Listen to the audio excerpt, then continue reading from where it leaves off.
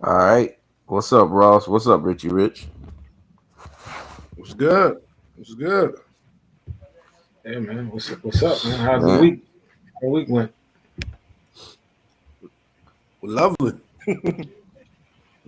we week's Lovely, man. lovely, I see man. Week's everybody been looking, crazy, but it's been lovely. see everybody looking healthy. You know what I'm saying? Yeah, man. Let's get into it. That's the that's the number one thing.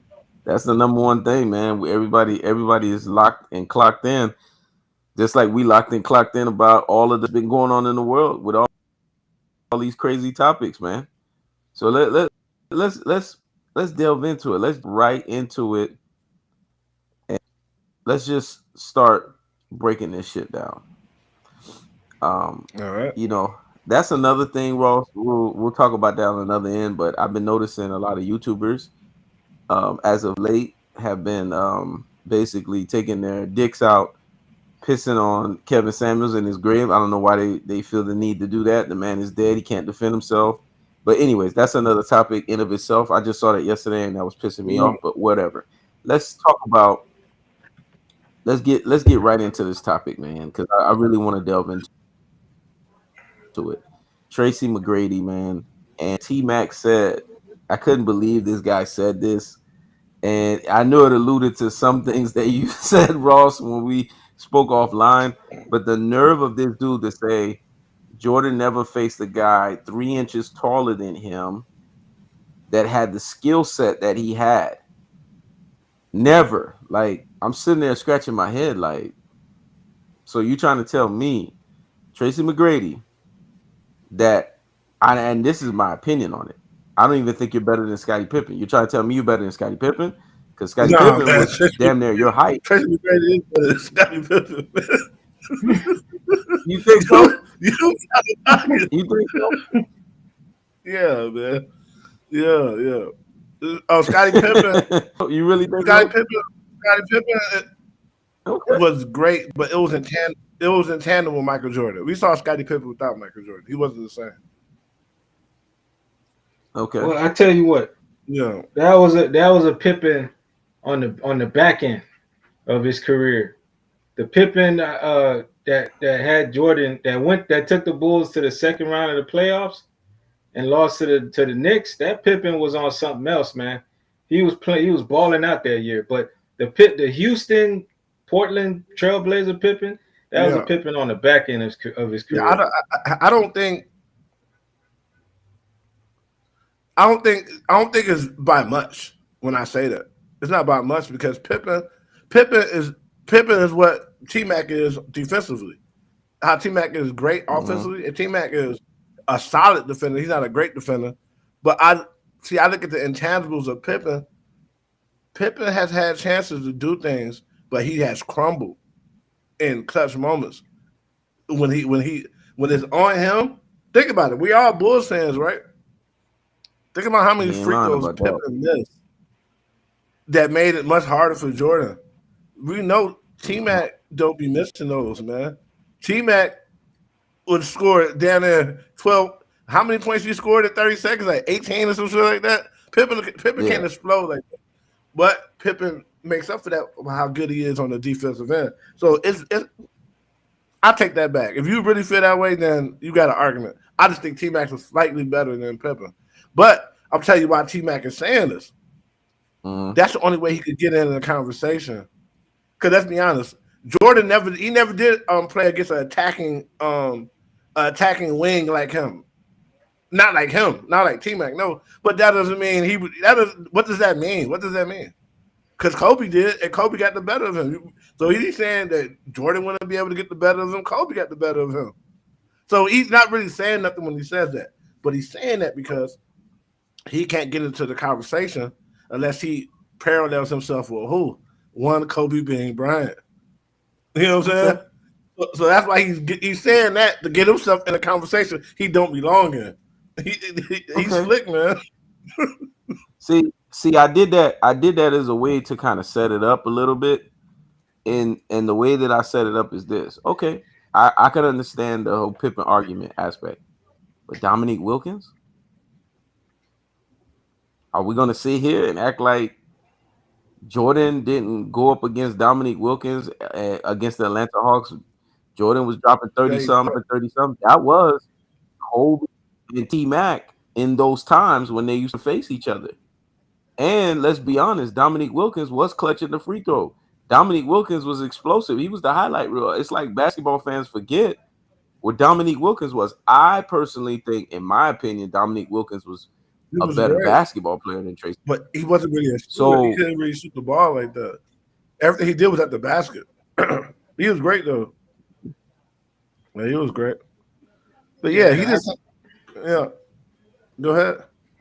No, I said I agree with Tom Ross's take. I feel that T Mac is trying to keep himself relevant in the conversation because the way how the narrative of how basketball is being presented to us, T Mac can be forgotten, man. He can be forgotten because you got all these players. How the media present stuff, how fans take in things. They could forget a player like me, T Mac, especially because he didn't win anything. He wasn't able to get the team out the first round. Players like that are normally disrespected. And we all know T Mac, he was one of those skilled players, man, offensively. He was a nightmare. He was a nightmare to deal with offensively, man. That dude, he had that skill level. He was one of those dudes back in the days, man, where you gotta prepare for this dude night in, night out. Kobe won most of those matchups, but there was times T-Mac was able to get the best of Kobe too. Mm-hmm. But T-Mac, he's just my only problem with players like that.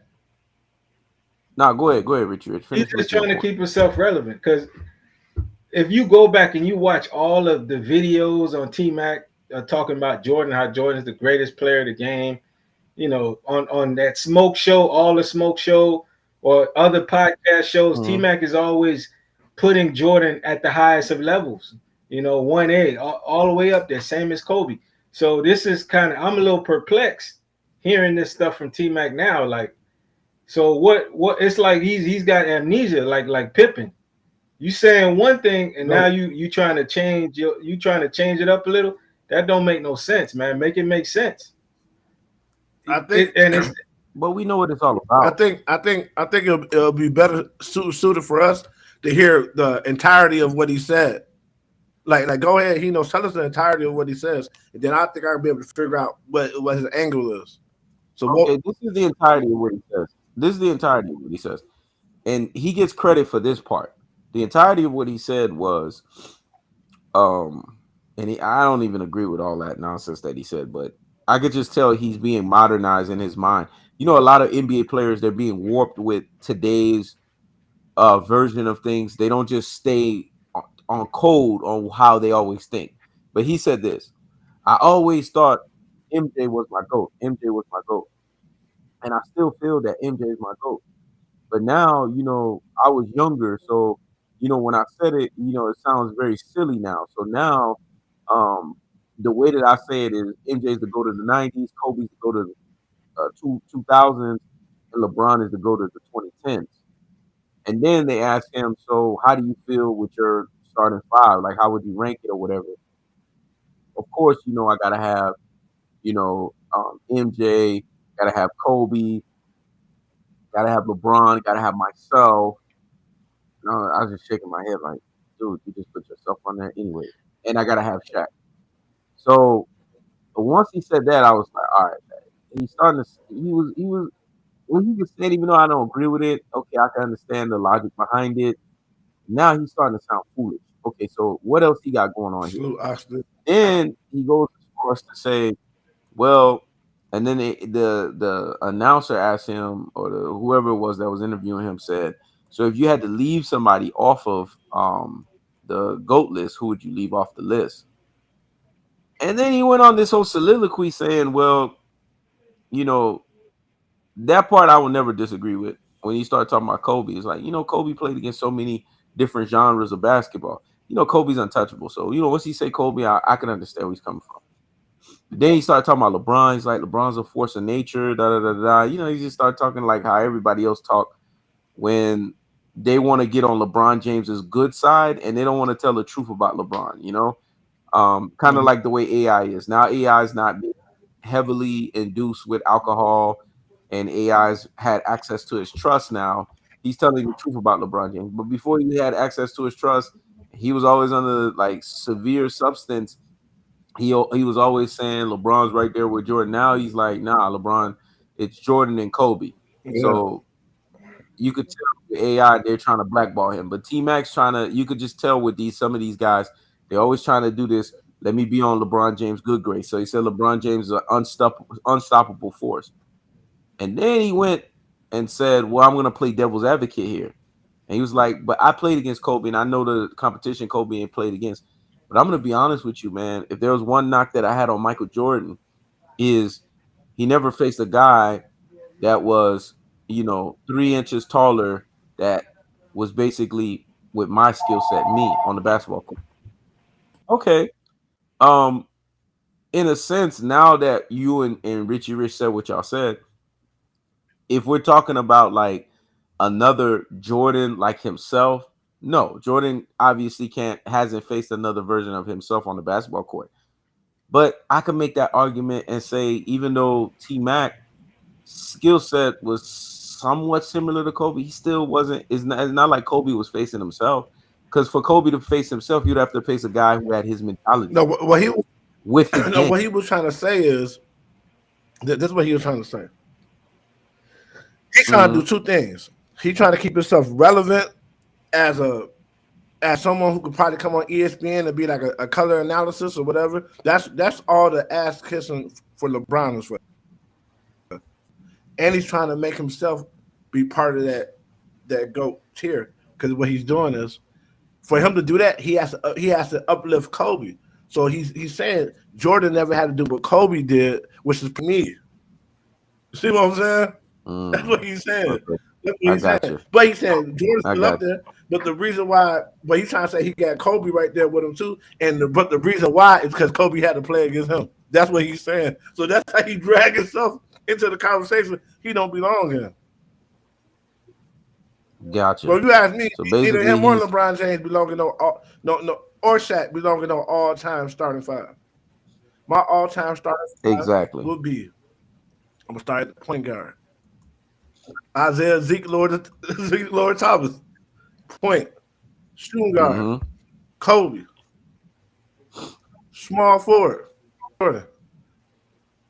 Power forward would be center would be Hakeem Olajuwon, and they will be unstoppable. Yeah, they will be unstoppable. I like your starting five because they all play deep. You know what, Richie? What's your starting five? What's my starting five? My starting five is let's see. I got Magic Johnson as my one. My two. I go with Kobe as my two. My three is Jordan. Jordan's would be more physical down low. I could see Jordan at the three more than the two. My four, I gotta go with the Admiral. And then my five, I'm gonna be a little different. I'm gonna go with Bill Russell. I'm gonna put him in there. Okay. Fair enough. I can respect that starting five. That starting five would be very formidable. Okay, my starting five is different in this sense. I'm gonna keep Jordan at the natural position of two. But because I feel like Kobe's ball handling, to me, and this is very controversial to a lot of people, but I've always had Kobe as my one. Because the reason why is because, especially when Kobe has his legs, I'm talking about like Kobe with the brain of 24, but the 8 legs. And those years that I felt Kobe had the brain of 24 with the 8 legs was when he was in video game mode, right when Shaq left, those 4 years before Gasol got there. I want that Kobe. I want him at the one, because Kobe can engineer a fucking offense, man. People don't realize how astute Kobe Bryant's IQ is when Very. it comes to basketball and how he can efficiently run a fucking offense. I mean, he can do this shit off the charts.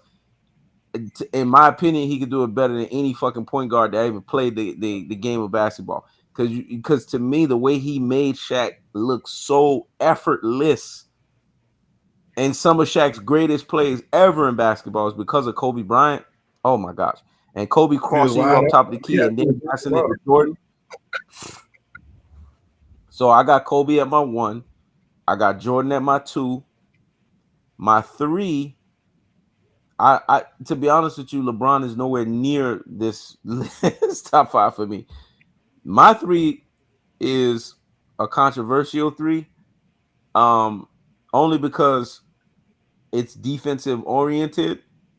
But my 3 would be Scottie Pippen, because Pippen's it's just the way he plays the game of basketball, and his game is so synergistic with a Kobe and a Jordan, to where it won't even affect or impact what they got going on, because those guys, although they can play so great off the ball, those guys need the ball a lot, especially in closing moments. So I need guys that are playing alongside of them to be very submissive to that. So that's why I would have Scottie Pippen as a 3.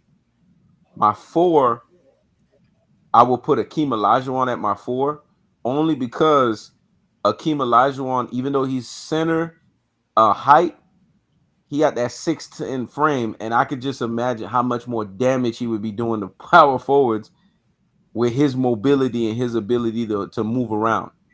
And then my 5, I used to say Shaq back in the day, but Shaq's so fucking lazy that I'm gonna go with Will Chamberlain, man.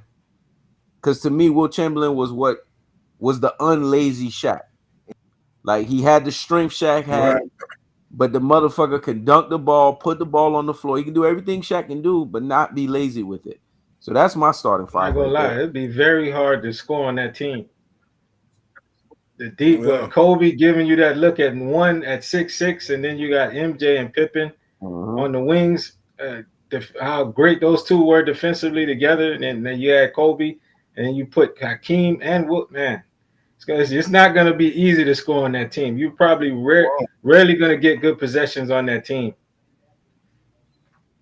Yeah, I was thinking the defense, man, because to me, defense is very important, and rebounding. And I was thinking of rebounding too, because that team right there, their whole mindset is like foundational basketball. They're gonna run transition on you. They're gonna defend, and they're gonna do the Jordan Pippen and the Kobe and Jordan, where one of them gets up on you and then the other one just rips your cookies and then go for fast breaks. I think about that element, and then down low when those guys start to get tired and they start to think about, like, okay, now we need to get easier inside possession points. Who's more stronger than Will Chamberlain to do that, to get those easy 2s, and who's more foot fadeaway and foot oriented than Akeem Olajuwon down low to do that? But here's the thing: you guys' starting 5 are no picnic either. So yeah, my starting 5 will be a problem in terms of height, but where they would have to deal with issues and fits with your starting 5 is yours is smaller. So especially with Will Chamberlain, there's a lot of running going on with y'all starting 5. So Will Chamberlain may get a little worn out. Everybody else on my crew may not, but Will Chamberlain may get a little worn out, and that's where maybe the weakness may be. I chose my starting 5 because they all play defense, top to bottom. But with Isaiah at the 1, what it does is it frees up Mike and Kobe. It frees them up so they don't have to play. They don't have to play one-on-one hero ball. They're always going to be open. They're going to have easy shots to make. Because Isaiah, no one can guard him. He's blowing past everybody. These guys are always going to be open. They're damn near unstoppable when they got a double team. So imagine a Kobe and a Jordan when you cannot double team either one of them. And they're getting layups at the basket, dunks at the basket. They're always running up and down the court, and they're playing defense. Because I got center Tim Duncan at power forward, and who's guarding Jordan at the 3? Who? Two guards can't guard him. The three is a bucket. No, no one could guard him. No one could guard Jordan him. You at got the two three, guards that could back people down in the post. Yeah, Jordan at the three is a bucket. I'm talking about that every time he comes out of the court, who's gonna guard him? You know what I'm saying? So that's why I did that. I ain't gonna lie. I ain't gonna lie, Ross. I think Kobe's probably gonna have my Kobe at the 1 is probably gonna go and do some Shark Tank watching like he did with AI. And he may I ain't gonna say he gonna shut down Isaiah, but that 6'6" Kobe with that defensive 9-time all first defensive, he gonna make Isaiah look a little bad out there a little bit. That's my opinion. Isaiah's not. He's not Allen Iverson. So his thing isn't volume shooting. This thing is getting the ball out of his hands and getting it back in an advantageous situation. So he's not going to be attacking the basket every time to score the ball. Isaiah's literally attacking the basket to draw you up so he could feed somebody else. And if you don't come up, then he's going to shoot. But that's how he played. I'm assuming these starting fives that we're picking we can choose the best, the peak for the players that we're choosing, the best that they were. Everybody's at their peak.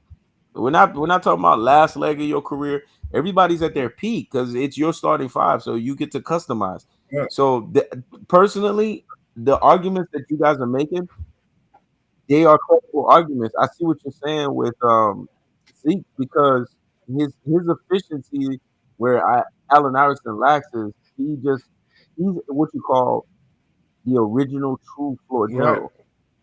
Magic Johnson is the pizzazz floor general because he made it look Showtime-y, even though he was great at it.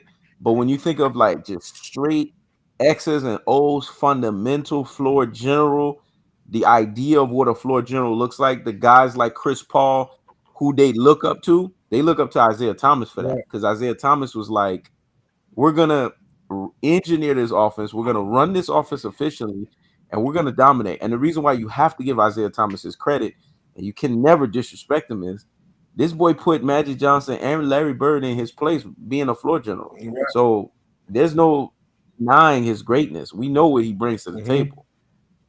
You know, he doesn't get the same, bravado and same love that everyone does because, some of it is self-inflicted. He was a little boisterous and a little over the top sometimes. But at the same time, in his positive, me giving him positive nods, a lot of times when you are like that as an individual, even though there's nothing wrong with being that way, when you are in a generation where they're not accepting of it, like if Isaiah was who he is now, it would be accepted because we're in 2025. But being who he was then in the 80s, it wasn't as accepted, and it was way more controversial then. So, you had to like toe a certain line, and he wasn't trying to do that. So because he wasn't trying to do that, they basically got on him for it, So it is what it is. But I respected the fact that he stayed true to who he was. If anything, he didn't change who he was. It doesn't say that he was perfect because him, Scottie Pippen, and Michael Jordan, they all have this little childish thing about them where they cannot let go of grudge. And that's why I didn't want to be that guy. I'm sure you didn't want to be that guy, Ross, and Richie, you didn't want that old bitter guy. You can't just get rid of a grudge or whatever. It just makes you look, to me, it makes you like go backwards in years. So if I say that there's any vice that the three of them have, because the three of them right now should be like joking around when they see each other, and they should be like, man, you used to give it to me. And that's what it should be to everyone. But they're not like that because those three guys, they are just hardcore, stubborn, bullheaded dudes. Like, you going to bow down to me, you going to bow down. And if you're not, then I'm going to keep criticizing you forever. Right. That's just the way that I see what you're saying. Because these guys are too old in their ages to be, still partaking in this. Tomorrow, you don't live forever. We've seen some great players already pass away, and guys who had issues with those players, they probably regret it. Like, man, I wish I could have reached out to this dude before he died. You know what I'm saying? You know, like I know we used to have our battles. Like Shaq is regretting the fact that he this whole time, he didn't patch things up the way he should with Kobe. That's why you see he broke down the way he did, because he Yeah, knew he did a lot of fuckery with Kobe, man. And that's why you saw he cried the way he did. When you see somebody cry and break down, and they normally don't do that, it's because of regret, man. That's happened to me with personal situations and stuff like that. Regret. When you break down a certain way, it's because you regret that you knew you could have made things better, but because you was in this mentality of false bravado, of ignorant ego, or naivety of being Yeah. childish and thinking that you're showcasing yourself as being manly by not bowing down. Look, you know what I liked about Kobe? Kobe was as masculine as they came. But if NBA players pay attention, and this is even for Jordan and all these guys, when Kobe was done and he took his competitive hat off, Kobe went everywhere and talked to everybody. It was not about competition no more. He was right there chopping it up with T Mac, right there chopping it up with Shaq, right there chopping it up with. There's something these guys could learn. The competitive hat is off now. We're friends. And we have lives to live. We're grown ass men. Are we gonna keep making this? Or when we play back, we don't fucking play basketball no more. Like, what are we doing here? exactly. The, the problem is a lot of things people do, they make it personal. Some people, everything they do is personal. Everything, whether it be business, it's a personal decision, and it's never just in the moment. Okay, this is what I have to be for right now, but this isn't me per se. You know what I'm saying? Like how I am in the military, how I am right now in the Navy. Hey, look the same, may sound the same, but my thinking is different because everything has to be straight to the point. Sometimes you got to make decisions that's gonna people aren't gonna like. That you don't. There's no room to cushion someone's ego or to baby them. So you talk to people a certain way. Whereas I wouldn't do that in a normal conversation to other people, to regular people. Turn that down. But it's not only like that it's not only like that in basketball and in sports. It's like that in rap. There's people who still holding grudges from losses, like Jay-Z, because Jay-Z replaced him as like the banner artist for Def Jam. Yeah, He still doesn't like yeah, that. this is foolish. Drake is gonna have a grudge for Kendrick Lamar. He's not taking this loss well at all. He's not. And So it's like and I'm glad you it's like that segued in the into music that. world too. I'm glad you segued into that, Yeah. because his position is not a LL position. The reason why I say that is because LL is such a formidable artist that look at his new album. It's doing great. Off of his own greatness, LL could stand out, even though he's having a childish thing of not getting over with Jay-Z. He's formidable as an artist himself that he can still thrive. Plus, he's made himself a household name through CSI as an actor and all of these things, and he has a respectable namesake, a respectable product. Drake doesn't. Drake is like LeBron James. He has to constantly be in your face for you to see that he's relevant. But when he's not in Yeah. your face like that, people don't respect him. Look at all the WNBA females. And this is how you can say, this is why I always say, females will always be, in my opinion, I don't give a fuck what anybody say. No woman is on the same level as a man. They are beneath us, man. And that's just how I'm always gonna feel and believe with that. Look how finicky they were and how fickle they are. Now all these WNBA girls, they're going back. The only one that stood on business was Cameron Brink when they was asking Kendrick or Drake. She was like, see, I was the only one that said Kendrick. She said Kendrick then when it wasn't popular, when the beef started. She was like, nah, Kendrick's the better artist. Then they re-interviewed all of them. They re-interviewed all of them. And you know what? The only one who came back and was like, Cameron Brick was like, yeah, because I knew Kendrick was gonna stand out because he's just way more multifaceted than Drake. And you know what all those other females said?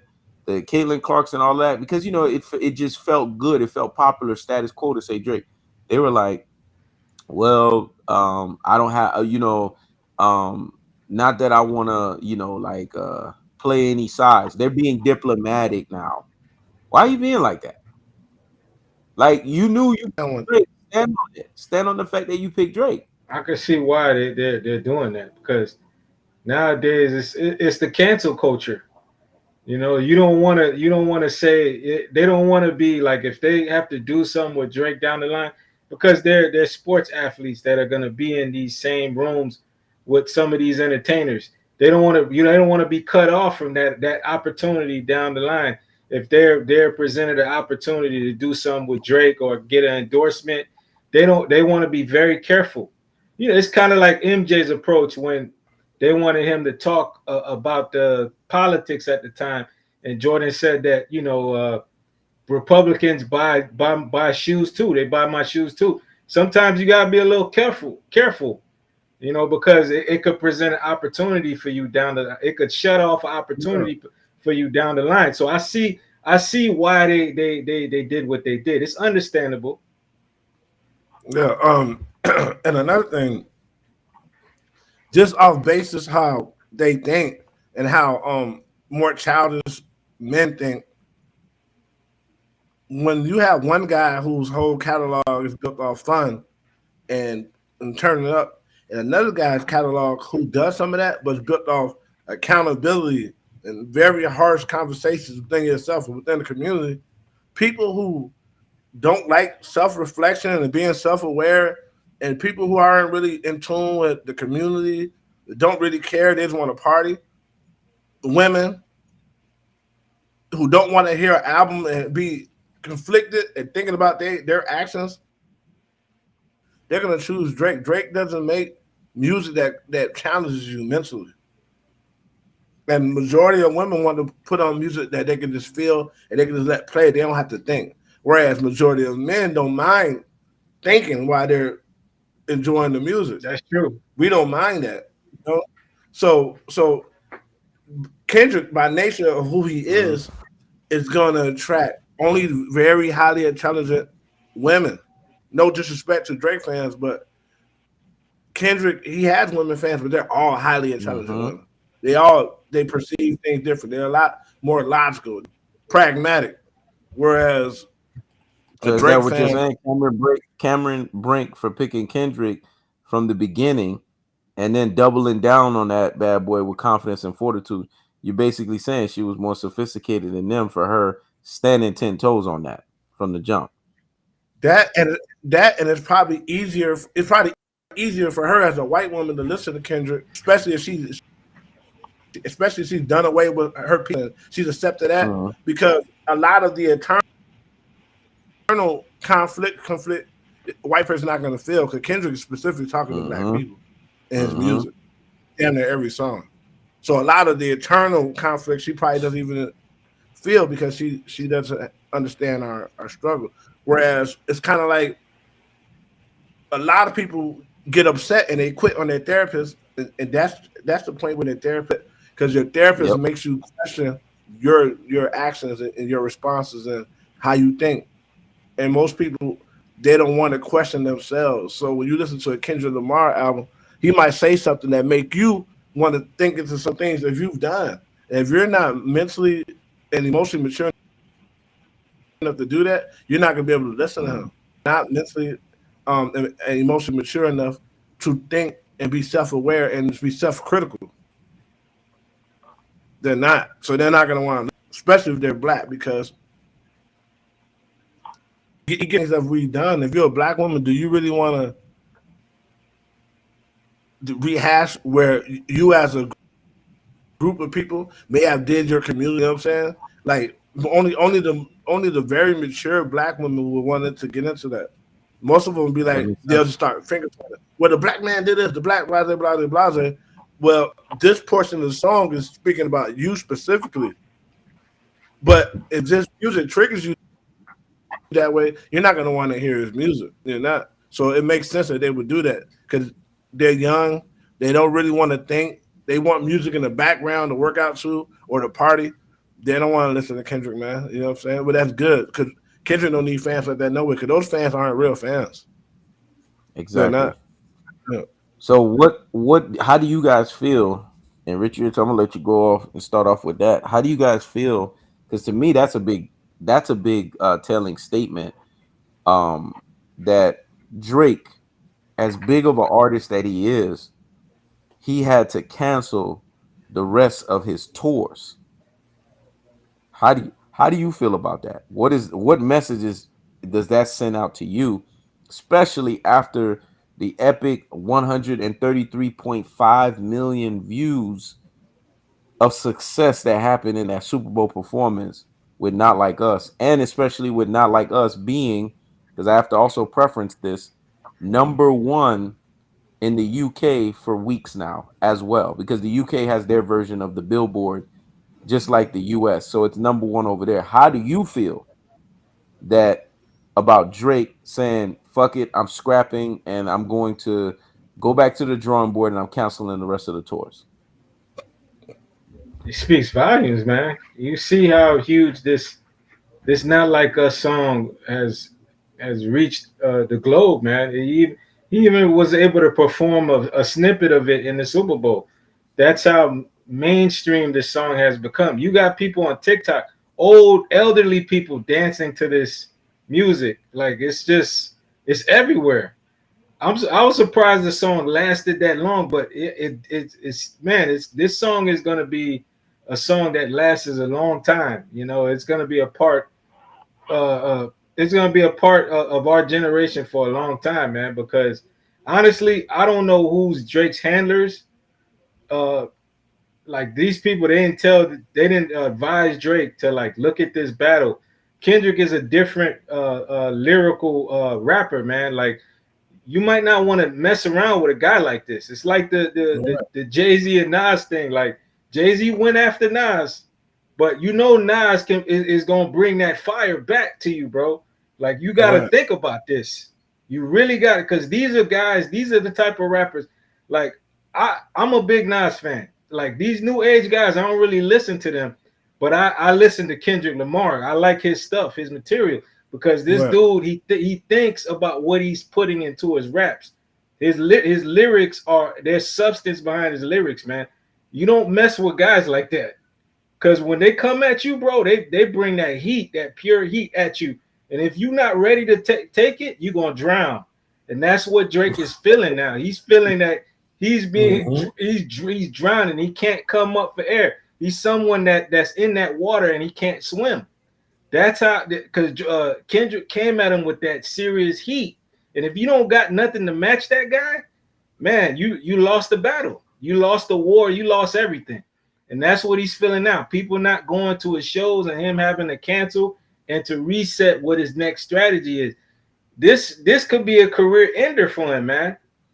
Honestly, because he could never recover, because he's done some underneath stuff, underneath backhanded stuff, trying to go at the label because they are behind Kendrick Lamar's run with this Not Like Us, and then trying to have the song banned at certain venues and stuff. He just sucker like bitch made stuff behind the scenes. Like if you know the game, if you know the rap game, you're not supposed to do stuff like that.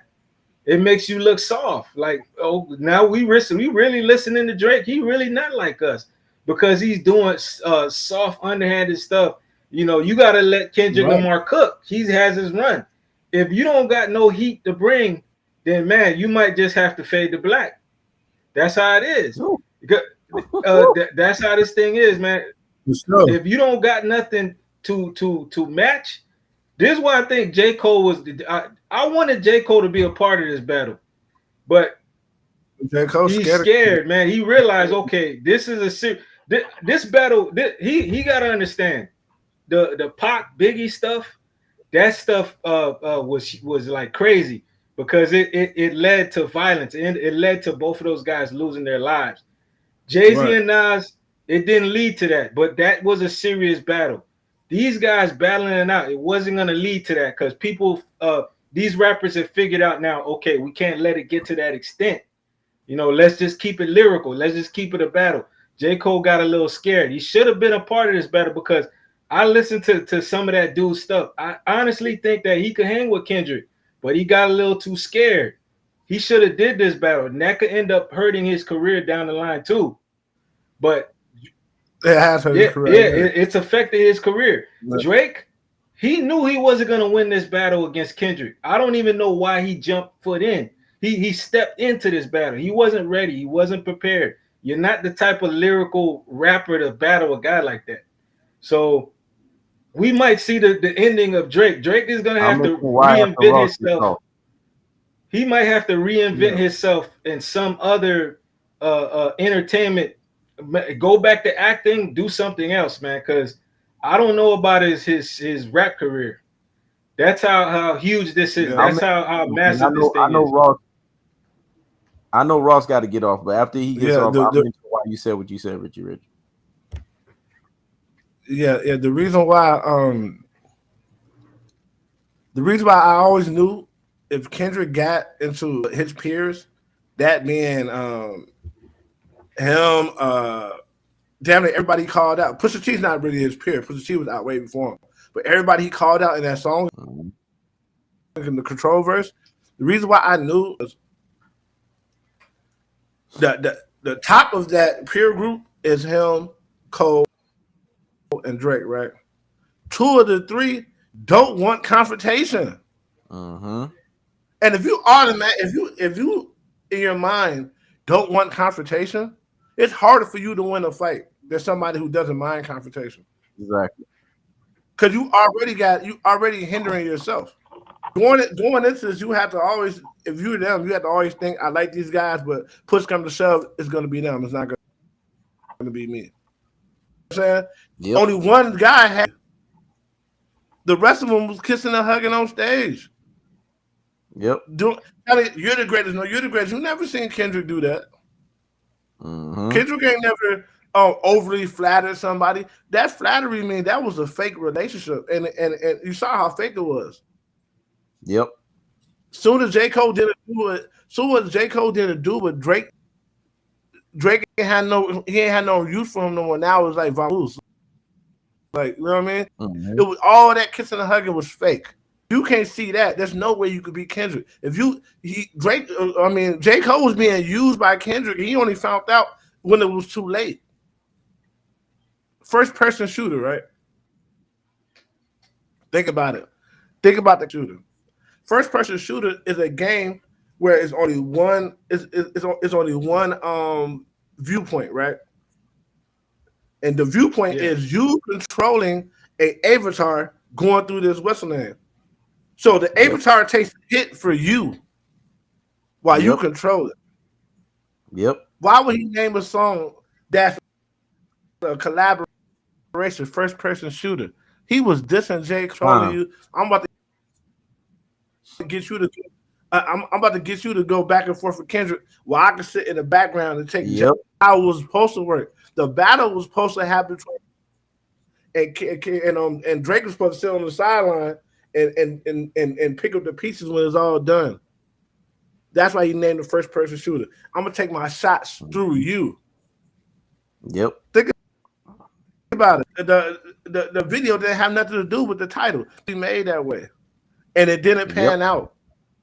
It didn't pan out, and this is another reason why I say it didn't pan out, because that's how God wanted it to be. Because J. Cole didn't feel no type of way when he dropped that disc, because he would have done it. J. Cole dropped that disc because other people pushed him to do it. He dropped it. It didn't get the response that he wanted to get down. Yeah. Then he apologized, like, yeah, you know what? I should have done this, blah, blah, blah. If that disc would have got a resounding response, like the way Kendrick was and the way Drake's was getting, J. Cole wouldn't have took that down. He would have kept going. So he was only two. He only decided to do it. He only decided to not play a part when it was already too late and he realized he was being used. But at the end of the day, when it comes to Drake, I'm gonna say this and I'm gonna be through with it. When it comes to Drake, the reason why Drake L was being felt all over the world because most people take their L's. Most people never took an L. No one lost like this in hip hop history. No one has ever lost like this. That's number one. Never. And most people take their L's. most of these people take their L's even before they really reach their peak or after their he took his L at his peak.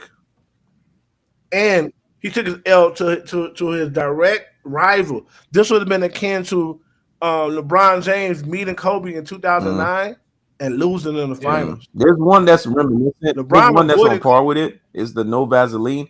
But the thing is, this one to me is still even worse than that one. Even though those guys are in the peak. That's not close. Yeah, that's not close. Cause that song didn't even peak. That song didn't even hood. It was a hood classic. This is a worldwide phenomenon loss. You know what I'm saying? Facts. And facts. It's on the song. You're being called and part of the bars is you being called a creep. Not like it's not even the best diss it's not even the best diss in all the disses, but it's the most popular one, which makes everybody goes back to Meet the Grounds and Euphoria and all that, which are the really, you know what I mean? Yep. But LeBron James would have took the same L if he would have made it to the finals in 2009. Yep. I believe he deliberately. I believe he get to those finals. He knew he was going to lose, and he didn't want to lose to Kobe Bryant. He'll lose to anybody else. I agree with you. His career would have a different trajectory if he lost to Kobe. And the NBA was behind that too, because the NBA, David Stern was trying to protect the next guy up. So he did everything in the power behind closed doors to ensure LeBron did not face Kobe. Because LeBron facing Kobe, that kind of L, I honestly think LeBron would have retired the next few years after that.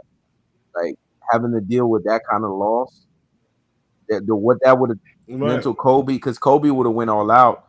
Kobe would have Kendricked him like Drake. He would have just straight smashed him in the NBA Finals. And I don't think LeBron would have ever recovered mentally from that, to know that he got lashed up. And you kind of saw some of that in that USA scrimmaging when LeBron thought he was getting serious. Me and Richie Rich watched that game. He thought he was getting serious, and he blocked Kobe. And me and Richie Rich looked at each other, was like, "Oh, LeBron's fucked." Then what did Kobe do? Kobe went into the lineup, told all of them in timeout, "Hey, run that shit through me." And you could see the scary thing in LeBron's face. And Kobe lashed him up for like 4 minutes straight after that, man. You don't wake up the beast, man. When you wake up the beast, you got to understand what comes with that. You have to understand what comes with that. Like Richie Rich said, you know what I'm saying? That's what I tell you. When that motherfucker got the hat on, boy, that heat be coming out. When he said you go into that water and you drown, but some motherfuckers know how to make you drown under that water, and you can't come up for breath. You can't come up for air. And that's what happened with Kendrick. I knew, like, one of my favorite songs is a ballad now with SZA, with Luther. And Kendrick keeps saying, niggas wanna kumbaya. Nah. Like, he makes that very clear. In a ballad song, he's still taking shots. Think about it. He's been saying that. he's been saying that, like, bro, like, I'm cool with y'all off scene, but when it comes to this rap shit, we not friends, man. You know what I mean? Like, if it's between me and you, I'm coming for you. And think about it is, a lot like LeBron, Drake has been doing this. I believe Drake has always known that if it came down to a battle with a real lyricist, he wasn't going to win. Because he's always gone out his way to try to make sure there's no competition. He even had interviews like, yeah, I don't see why we have to compete. Our generation had to compete. We shouldn't have to battle each other. We should all just get money. He never wanted that smoke. And J. Cole is right behind him, like always trying to be everybody's friends, making songs talking about I let Nas down. And Kanye's part of the reason too, because Kanye never really got into it with nobody either.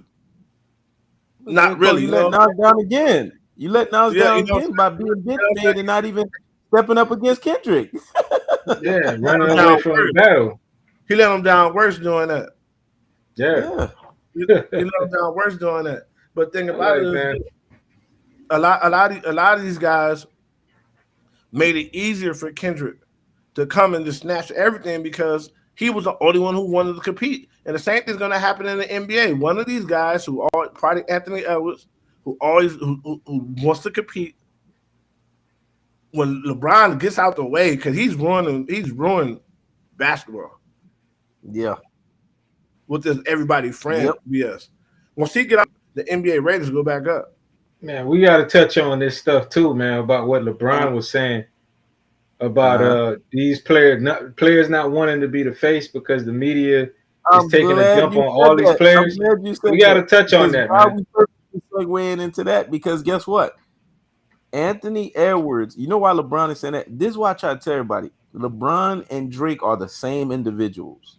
Because yes, LeBron didn't face Kobe, but LeBron ended up having a Kobe moment against Dirk Nowitzki, and he had a meltdown. People go remember that post game conference conversation when that white journalist was grilling fucking LeBron James after Dirk Nowitzki embarrassed him, and he had his most frozen moment talking all that shit that got Wade, got Bosch, and got done the fuck up by Dirk Nowitzki and Dallas Mavericks.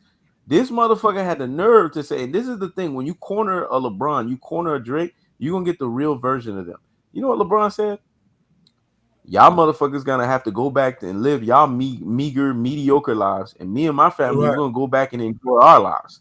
Like, just because you lost, you had to let the sore loser come out of you. You couldn't just say, you know what, they were the Right. better team, they whooped our ass. Why you had to let all that shit come out? Like, why you had to say that?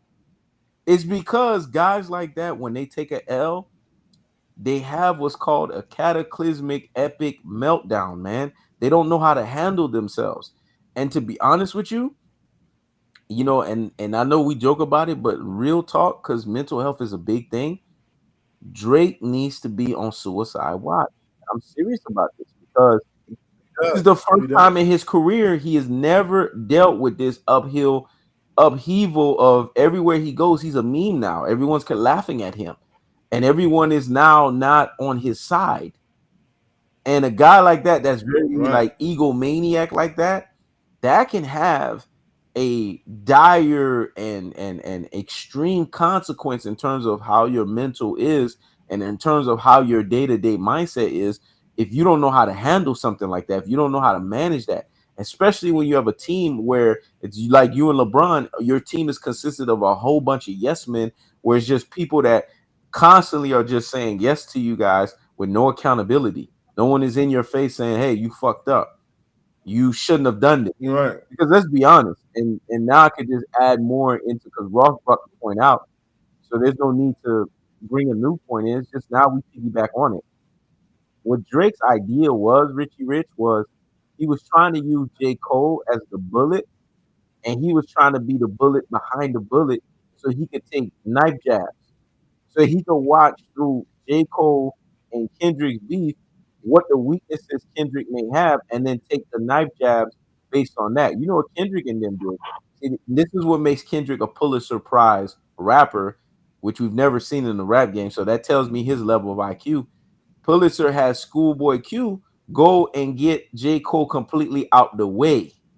So now you won't have a bullet behind the bullet. Now, when I go at you, I'm going at you directly because I believe Kendrick Lamar wanted to annihilate Drake. I think he was annoyed. This is what I'm saying. I'm going to say this right now. I have the ultimate respect for Kendrick Lamar because Kendrick Lamar. I haven't said this on wax and I haven't said this publicly, but I'm going to say this right now. Kendrick Lamar moved exactly the way I move with Get 'Em Mike. The reason why I love the way he dismantled Drake, he did it exactly the way I did it with Get 'Em Mike. I knew from day one I was going to dismantle Get 'Em Mike. I didn't like that nigga. Like, he was fake, he was fraudulent. Right. But like Kendrick, I'm smart enough to say, okay, let me use the clout to leverage myself. But if this motherfucker, I always had it in the back of my mind, and Richie Rich knows that with me. This motherfucker get out of hand, he gonna get it. I'm a free Right. right now, but if he get out of hand, he gonna get it. And then sure enough, one time he started getting out of hand. Once he got out of hand, I was like, all right, now I gotta have my control verse. I gotta have my disses ready. And I had that shit ready, like fucking spaghetti. And then I started looking at Chameleon there. I was like, oh, this nigga wear do-rags. Like, I already started, my brain started going. Right. When I started like flowing, everybody was laughing because everybody could remember the nostalgia of Chameleon there with the do-rag and shit like that and put it together. I had that shit ready in the tuck. So when it was time to go, he was done. That's why I appreciate Kendrick Lamar so much, because we think very similar. You have it in the tuck, you have it ready. That way, when you get ready to go to battle, it's like an everyday for you. That's why I appreciated it, because he dismantled Drake exactly the way I dismantled the Get a Mic dude. Then on top of that, But you got to be. I knew, just like he knew with Drake, I knew one fallacy would get a mic. The fallacy was these guys are egomaniacs. They don't like that when they get destroyed and they get dismantled. They don't like the idea of the blowback that they got to deal with. The blowback, they can't handle that. And you know, once you keep applying the pressure, they're gonna fucking fold. And that's why I like how Kendrick Lamar had everything ready. Oh, you drop Taylor Made and all this. No, I have Meet the Grams, I have Euphoria, I have 616 in LA. I have it all in the tuck.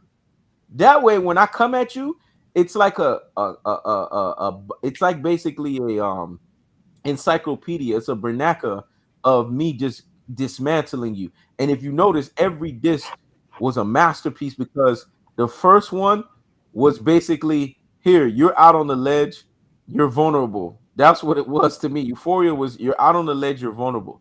616 in LA, I'm breaking your legs down. Meet the Grams was, now I'm severing your arms and I'm getting ready to take your heart out. And then Not Like Us is gunshot to the head, 6 feet under. Right. Like, he did it systematically to the point to where Drake couldn't even. That's why when you look back on this disc, the reason why this disc is so profound is because he did it in a chronological order of systematically breaking you down. It's like, you ever seen when somebody is being waterboarded or somebody's being suffered through interrogation? Their body doesn't just go in shock. It's a systematic chronological breakdown before the body dies. That's how he ended him. He ended him chronologically. He ended him in a very systematic way. And this is what's so profound about it. Basically, he said, I'm bringing out the Pulitzer Prize on your rabbit ass because you've never dealt with a level like this before. And that's what we're seeing. A guy come out and beat you in a very scientific way. Right, because he literally could have handled that any number of ways. Because Drake has done so much clown behavior, but what he did was he took very specific jabs directed at his psyche, and basically got him spiraling. Because the things that Kendrick was saying are things that will have someone spiraling if their therapist said that. Because sometimes your therapist is going to say something to you that is going to trigger you, but you need to be triggered because you have to talk about what she needs you to talk about. And there's no other way for her to get you unless she triggers you, right? Or he triggers you, right? So, but what if you're a person who don't want therapy and it's being forced upon you? Mm-hmm. So he basically forcing him to look at the worst parts of himself that he tries to hide every day. He's forced to, and everyone else is forced to look at Drake that way as well. But Drake ain't the only one who got offended by this disc. There's a whole group of black men and men in general that's offended by Kendrick because he exposed them as well. Yeah, anybody that's a Drake fan, they feel it. They feel the hit.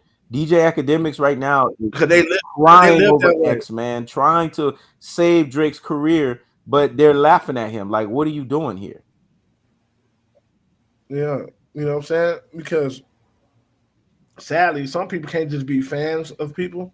They pattern their lives and their choices around these people as well. Facts. And a lot of Drake fans actually live as smaller versions of Drake. Like, they believe in being with underage women. They believe in being like just a scumbag. They don't think there's nothing wrong with that. They think that's the preferred way to live. Now you have Kendrick making their way of life laughable. Yep. Like, that's like, you're a clown if you live like this, you're a clown. Blase. Mm-hmm. So now this is personal. Push your teeth. OVO Mall. These guys are coming to tears talking about this because it's really a diss against. It's bigger than Drake, believe it or not. Like, Kendrick does stuff, and he'll have a focal point, but it'll be bigger than him. Fact. This is bigger. This was for all the scumbags in our community. Mm-hmm. Just like the Super Bowl performance wasn't about Drake at all. The Super Bowl performance was a diss to how America has treated black people. Yeah. Drake is he's a distraction at this point for people to think it's about that, but it's really about something else. So not like us, the meet the grounds. A lot of men needed to hear that. Yep. They needed to hear that, man. Because a lot of them they're not living righteous at all. Yep. So you got denial, you got anger. These are the triggers when someone is mostly when they're wounded, they might get mad before they actually deal with what's going on. You know what I'm saying? A lot of them, and that's when you get in the little blowback. Mm-hmm. They're crashing out over this. A lot of East Coast cats are putting themselves in the mix. They're not even from Toronto. Why are they taking Drake's side? Why? Yep. Because they fit the oh, they do it too. Yep. They get into the young girls. They get into they are 40, 50 acting like they're 20. Look at Jim Jones. Jim Jones behaves like a 19-year-old. Look at Cameron and Mace behaves a lot more mature than Cameron. But look at Cameron. These guys are mentally underdeveloped. Yep. They live this way. That's the reason why they're the word is called is dissonance, but I forget the first word. But anyway, cognitive dissonance. Yeah, cognitive dissonance. They're going through right now. They know it's the truth, but they can't admit it's the truth because they're affected by it. Facts. It would mean everything that was taught was wrong. Some people don't want to admit. So you might have used it for good, but it was wrong. The way you behave, you can't behave that way no more because you're no longer 19 years old. Now you're 40-something years old. Now you're 50. Yep. You're living wrong. You know what I'm saying? So that disc is way bigger than just Drake. It's way bigger than just Drake. A lot of people are going to be are affected by that disc, and some people are going to change their lives. Yeah. Interesting you said that because now segueing into another Drake of basketball, going back to him, LeBron James, going back to your point, Richie Rich, LeBron is a follower. I said all of that to say LeBron James, like Drake, is a ultimate follower trying to hide behind the hashtag of leader. You know why LeBron James said, oh, I didn't want to be the face? It's because Anthony Edwards said that. Let me explain something about LeBron James that I've learned that's very prevalent with his career. When he's dealing with a Michael Jordan, Kobe Bryant, DNA type of basketball player, he's always submissive to those guys. If you notice, when those guys say something, he always follows behind them and say it. Like when Kobe was leading the USA Olympics team and Kobe was showing guys you got to train early and all of that. What now LeBron James is such a train machine guy. He wasn't like that before with his training habits. This motherfucker was eating McDonald's, doing all kinds of bullshit and fuck shit. But all of a sudden, he's one of the most in shape guys, the highest work ethics and all that. LeBron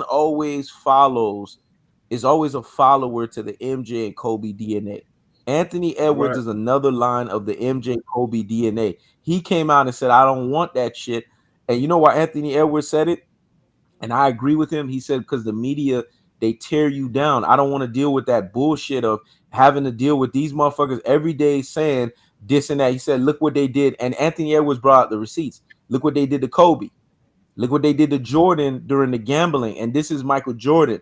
Like Anthony Edwards was really profound about it. He said, that's why I don't want it. Because even in the heights of what I'm doing, they're going to nitpick and they're going to look at everything. So I don't want that shit. So when LeBron James said, oh, yeah, I didn't want the face, go look back at everything he said. He said that because he said, yeah, I agree with Anthony Edwards. So did he really sound like a leader when he said it? Or he sounded like what he's always been when he's dealing with that MJ Kobe DNA? He sounded like a follower. Because let's be honest, if Anthony Edwards didn't mention anything about being a face, LeBron wouldn't have said shit. Right. He's been in the NBA for years. He could have been said that if he really felt that way. Exactly. Now all of a sudden you saying that? LeBron, man, he thinks we stupid, man. He's always been the dude that plays the victim. He tries to control the narrative and tries to manipulate. This is exactly what he was trying to do. And I'm glad. I don't really prescribe to Stephen A. Smith, but I like when he calls out BS. He could see it and he calls it out. That's exactly what he did. Like he was like, man, is LeBron trying to insult my intelligence? I know what he's trying to do here. He's trying to manipulate this. He's trying to control the narrative. Bro, they basically tried to force the face on you.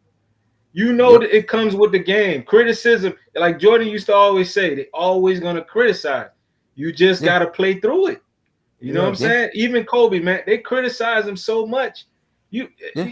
That's what everything in life, man. There's always gonna be criticism, unless it gets to an extent where your life is at risk.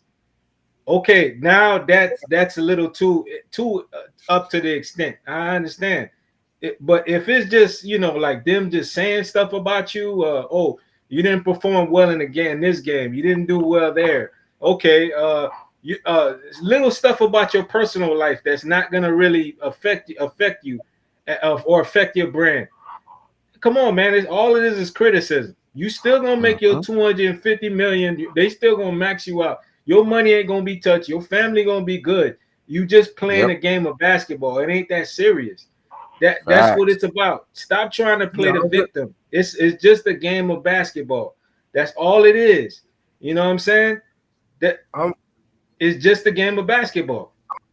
Unless they trying to assassinate your character, they trying to put your life at risk.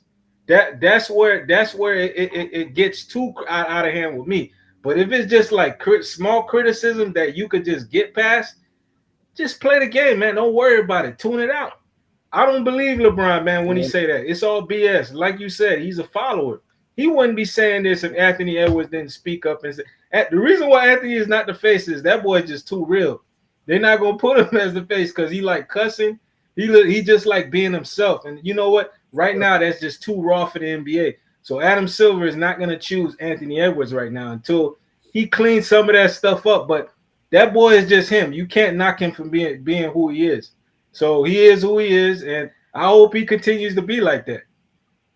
But as in terms of the face, you can't control if you are just too great in basketball and they feel they like your personality, they're gonna put it on you, bro. There's nothing you could do about it. You gonna be the face. That's why I believe Anthony Edwards gonna get it anyways. Even though he said I don't want it, he gonna get it because that's how Kobe was. Kobe was just too real. MJ was just too real. Their game spoke for itself. So you got some guys, they just take it. Go ahead, Ross. Yeah. When it comes down to that, I'm good with criticism. I'm not good with unfair criticism. And criticism that we all can see makes sense. Yeah, but criticism only one anonymous source thinks, or say for instance, like the type of criticism Lamar Jackson gets goes beyond football. Exactly. Some of these people just don't like this music. You know what I'm saying? Like things that don't line up, I'm not with that. But I say, for instance, when Michael Jordan's father passed, these people with no proof at all try to link his passing to gambling debts. Yep. That's the extent I'm saying where it goes too far. That's when it goes too far. That's what I'm talking about. Right, to gambling debts. And that could very well been true, but no one had proof of that. And if you don't have proof, but they'll drop that story depending on who you are. LeBron James really, criticism has been mild compared to Kobe and Michael Jordan.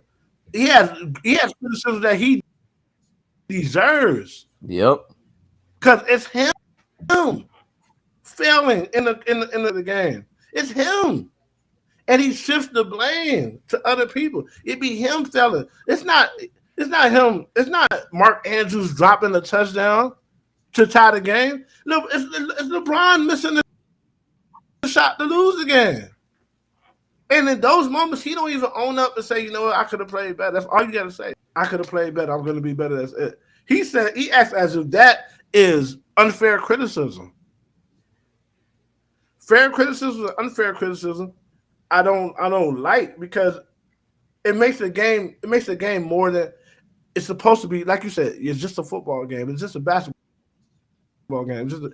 It makes it more than political now. When now you're saying something that doesn't match reality, but you're creating a new reality of what you're saying.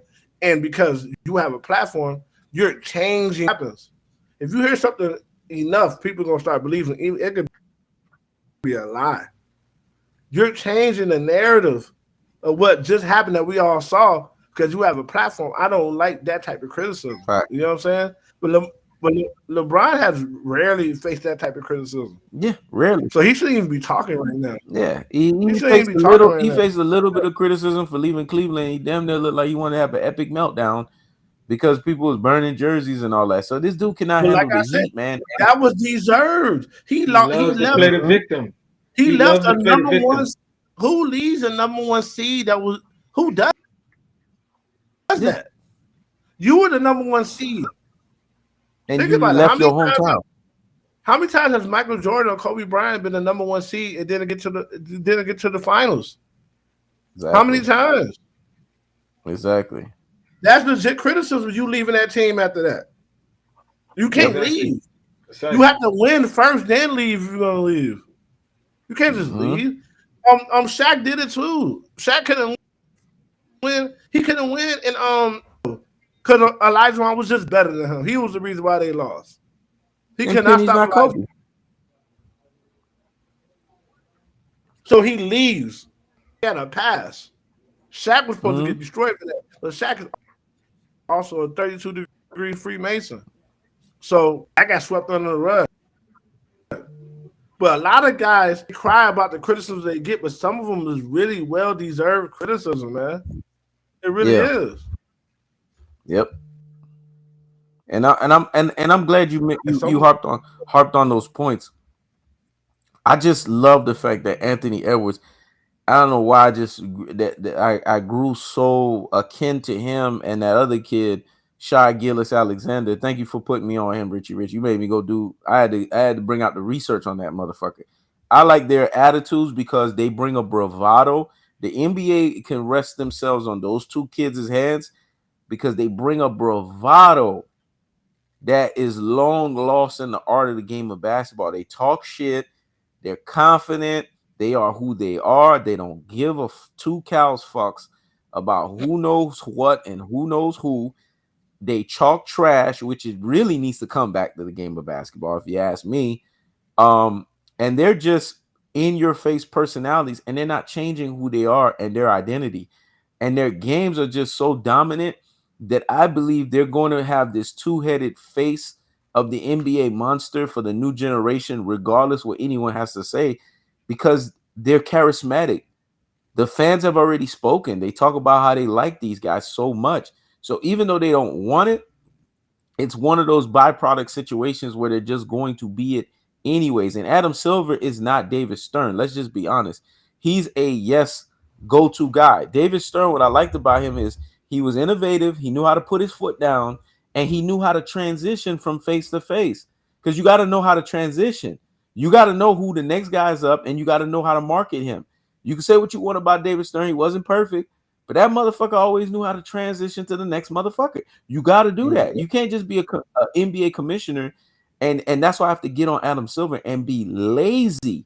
Adam Silver thought he could just be lazy on David Stern's laurels and then just be there.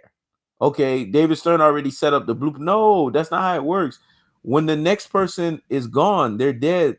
Now you're the next man up. Now you have to put in the work. That's what work is all about. It's a day-to-day effort. You got to go in and create your own identity with this. You have to create your own path. You can't just rest on somebody's laurels and think, oh, okay, well, the platform is already set. No, now what you create is a situation where if you can't segue into the new person, you're going to have an old person that's going to stay there forever or too long that it's going to get to the point where people are repulsed and thrown up by it. That's why people are thrown up by LeBron James. And now saying stupid shit like, and that's why I'm laughing. So hold up. A fat, overweight, obese white boy with a bad, ilky white boy body. Let's just be honest, because you know we've know them white boys that have those bad bodies like that, because his body's no different than Joker. He has no discipline in the gym, but he's going to give you LeBron James another 5 more years on your career. I could understand if this white boy was like in shape, he was fit, he was a Larry Bird type dude where he committed himself and disciplined the basketball. He ain't no fucking Larry Bird. So he gonna give you another 5 years. Get the fuck out of here, man. The reason why motherfuckers are saying LeBron James is gonna get an extra 5 years is because, let's be honest, Chael Sonnen said that on MMA. LeBron James is back on taking steroids, man. It's clear. You could tell when this motherfucker is back on them PEDs because he's moving again like he's young. And the only reason why LeBron is doing this, because everything LeBron James does, I tell everybody he's a class A narcissist. And only ePath people and only people that are very mindful of how narcissistic people move can tell their narcissistic ways. He doesn't like the fact that Luka's on the team. Let's just be honest here. People think he likes that shit. He don't like that shit because he can't manage the offense. Now Luka's the one managing offense. So you know what LeBron does? Hey, let me go get some LeBroids back in my system so that I can be dominant again. So that now I'm not gonna take the shine away from Luka because I understand how metrics is, but I got to keep the metrics on me too. So let's make it a two-headed monster where the metrics is on him and the metrics is on me. That's what he's doing. And this shit is going over a lot of people's heads. Right. But the thing about it is, anyone with common sense would know that LeBron is because the natural course of things, right? These guys run how many miles do they run a game? Week by week, month after month, year by year. They got so many miles in their legs just naturally, no matter how good shape you are. If you're a regular person, your body's going to start breaking down. Right down, unless you're taking some form of PEDs that's preventing that. Yep. Now, if you're not being paid professionally and you're not competing against other people, you're doing nothing wrong taking those PEDs. That's what you want to do. But because everyone else doesn't have access to those PEDs, you are cheating. Exactly. Because now you got an unfair advantage. You got an advantage that allows you to age slower and to play at the same level, at a high plateau level that other people can't play. I will not be surprised when it's all said and done that everything comes to light and there's an asterisk next to the. I will not be surprised. I've said this to you. I haven't said this to Ross. Ross, you may have felt it being a Chicago head. But and we're gonna go back on that Jordan point because man, when you said that, oh man, that man, I was Jordan was like my hero, man. So that moment made me cry, bro. Like, because the reason why I say that is because I remember when Jordan's personal person said, man, y'all gonna make this dude don't want to come back to basketball because they took that shit too far. I was so mad because I was like, man, how dare them, like bring up, did people not see the relationship between him and his father? They love to tear down two black men, a father and son relationship. They hate that. The media don't want to see no shit like that. Not a black man. They had to black find something. Black. Yeah. And the fact that they had to find something to try to that was so egregious. Then Jordan's personal public person came out, and then you saw the media like back down because they understood Jordan's name was just that great. It was greater than basketball, so they had no choice at that time but to back down. But they said, man, if y'all keep this up, this dude gonna fuck around, retire. Y'all gonna keep him away from basketball. He's never gonna come back. And that was the first time I saw the media fold. And I'm glad they fucking folded because, man, this right here, and now you can see why Anthony Edwards. And you saw why Kobe Bryant, because Kobe Bryant saw that example. And that's why Kobe Bryant gladly took on the villain. Because he knew how fucked up these motherfuckers were. He saw what they did to Jordan. Jordan did everything right. And look what they still did to MJ. So if he does everything right and look what they still do to him, fuck them. I'm going to be the villain. Fuck you. Just look at it. Just look at it. Treated Kobe after the whole Colorado incident. You had dudes that literally, like they took it personal. To try and try to bring vitriol towards Kobe, man. Right. Like you got to understand, like LeBron is never faced with those two guys. If the criticism that those two guys have faced, he shouldn't even answer that question. He should have just told that reporter no comment. Right. If you're gonna say that, he shouldn't have said nothing at all. He should have just said criticism comes with being the face. You just have to know how to take it on. You got to be strong to know how to take it on. It's nothing you can do about it. But it's almost impossible to not expect him to say anything because his mentality is Drake. Hold on. I'm trying to formulate. Mm-hmm. I'm trying to formulate what I'm trying. His mentality is all ego based. Yep. Ego is always trying to protect itself, even in places where it shouldn't be. So somewhere along the way, he learned that things can't be my fault. It can't be my fault. It can't be my fault. Let me make sure it's not my fault. Why do you think he's always passing the ball? Yep. He's really the blame. I don't want to be my fault. It's a hot potato. It's a hot potato. That's how he learned. Somehow, someone was on him so hard, he didn't care what happened around, just as long as it wasn't my fault. But if it's good, no matter who done it, that's my fault as well. He would not have. He would not have behaved that way if the reporter wasn't focusing on him. If the reporter was using more language like that encompassed everybody, he wouldn't act that way. But the reporter was holding him accountable, saying, "This is your fault." And in LeBron James' mind, that's like getting shot. Let me just add this. LeBron knows he's in uncharted waters right now, because this is the first time in his career where he's not going to be able to dictate on what type his counterpart player takes, what kind of criticism that player. Luka is the face. He's the future of the Lakers. They are not going to choose LeBron over him. This is why LeBron, he knows he's mad, low-key mad about that move they did to get rid of AD and bring in Luka. Luka's 26 years old. Yesterday was his birthday. That man is the face of the franchise going forward. Brother, if you guys fail, they are blaming you now. They aren't blaming Luka, buddy. It used to be the other way around. D-Wade, salute to the Buss family, dog. Kevin Love, AD, buddy, it's you. If you guys fail, salute to the Buss family for being the Buss family, dog.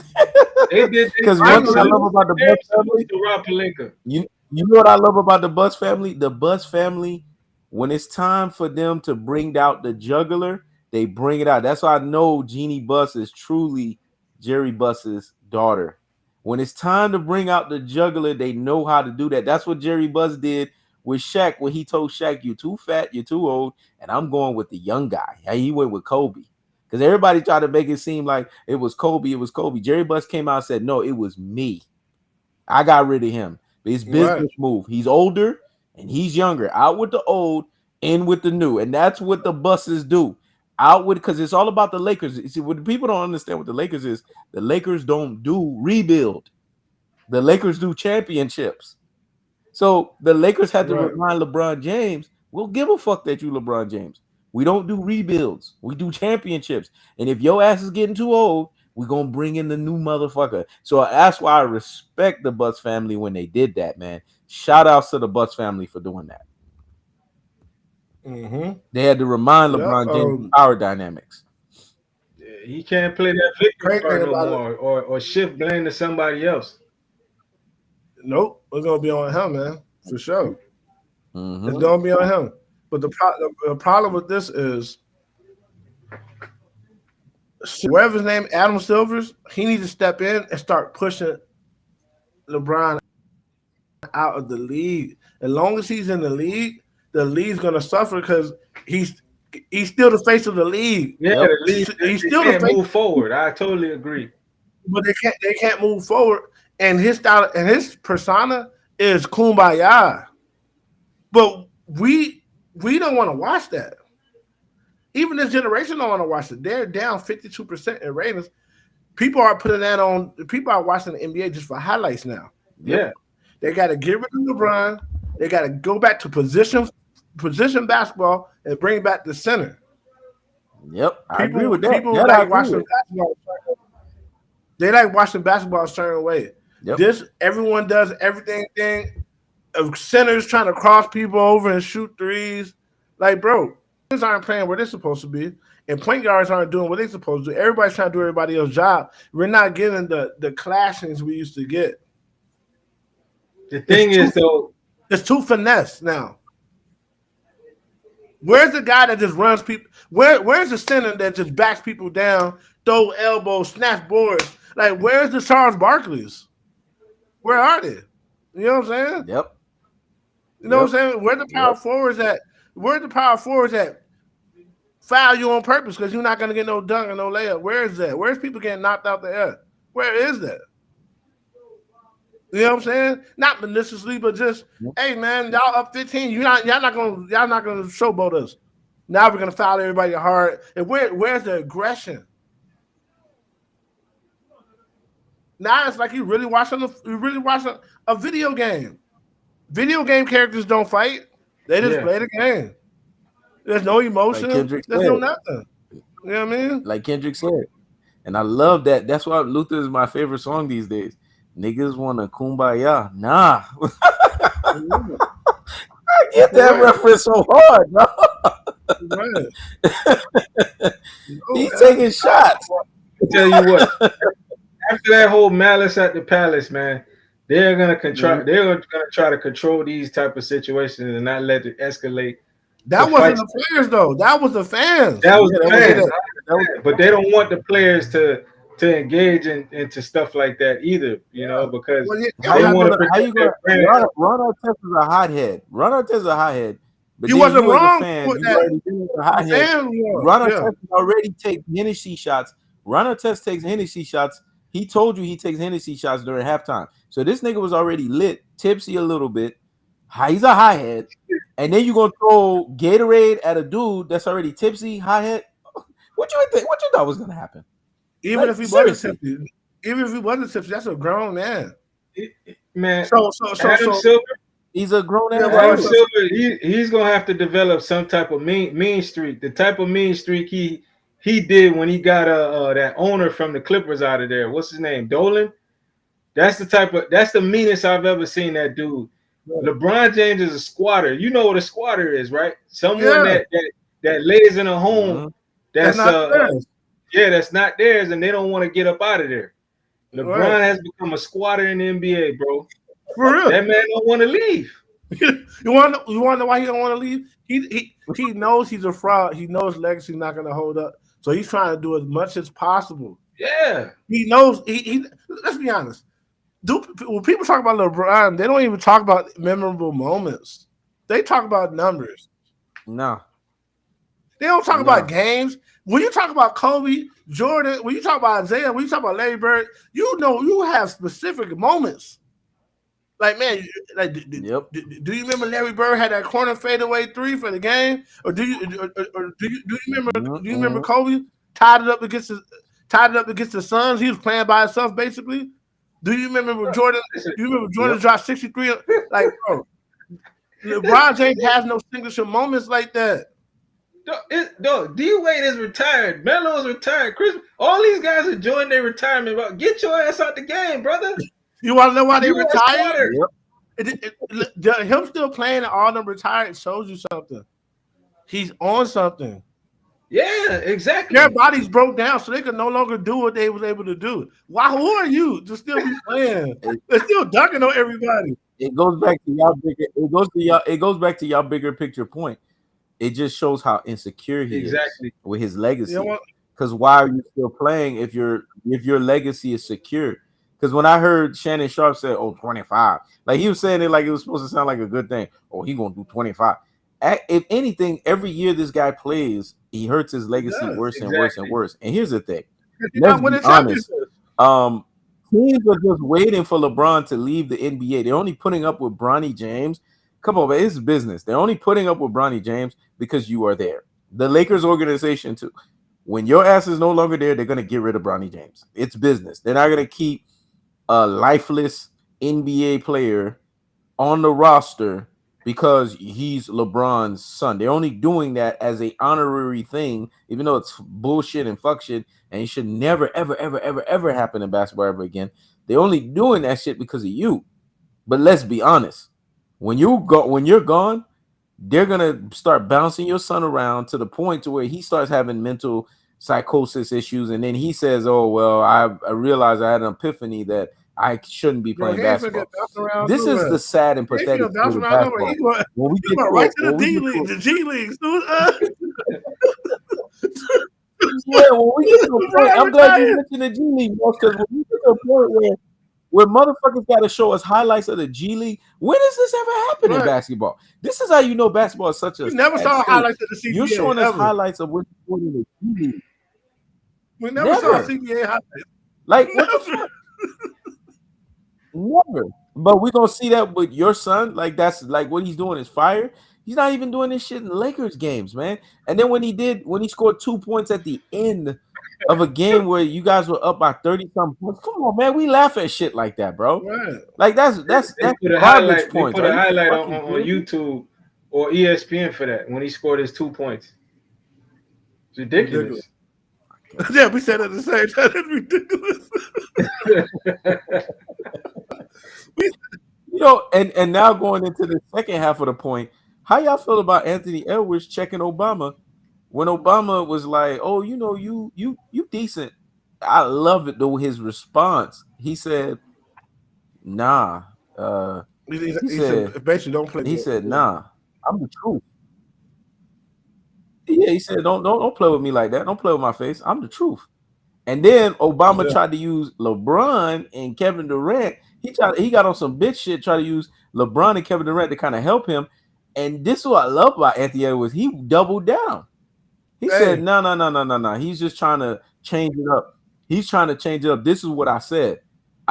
He basically said, nah. He tried to say, oh, he all right. No, I told him I'm the truth. And he said that shit in front of LeBron and Kevin Durant's face. And both of their mouths went down like this when he said it. I love a nigga like that, man.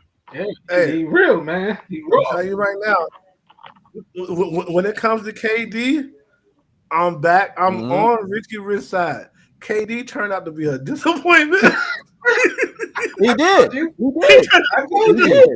He turned out to be the J. Cole of basketball, because he always trying to stay and do what people want to hear. And now he's talking about I don't like Kendrick. Nobody believes in the fake tough guy role. You the fake tough guy in the NBA. You let Draymond Green run you out of Golden State because you can stand up to him. I saw this in KD before that. I saw that in OKC. How he let Russell Westbrook mess up the team like that. Yeah, and he didn't do anything.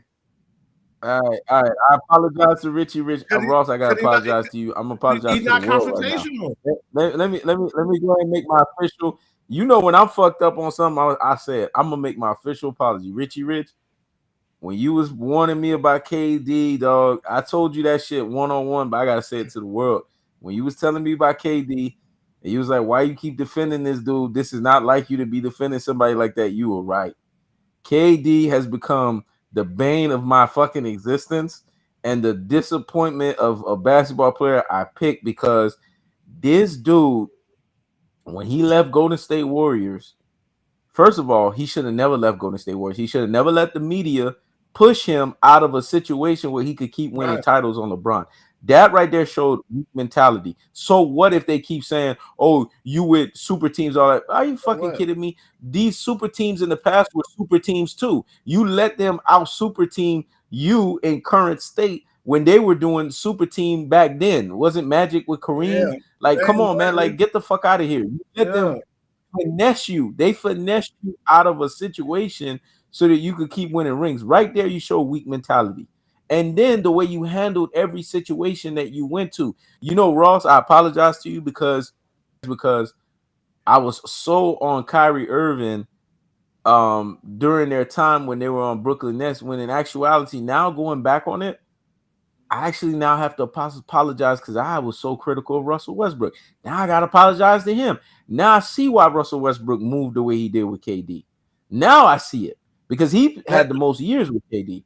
He moved the way he did with KD because KD had such a weak mentality that he had no choice but to step up, even though he wasn't the one that was supposed to step up. Because KD wouldn't step up. Yeah. Now let's get it straight. Russell Westbrook is the very reason why they lost a lot of games. Yeah. He's not a true point guard, and he just gonna crash into people trying to get a foul. Yes, but that's still true. At what point was KD gonna step up to him, step up to the coach, and step up to the front office and say, if this dude don't get me the ball in these closing minutes, he can't be here. I'm the man. Yeah. When was he gonna do that? Yeah. Think about it.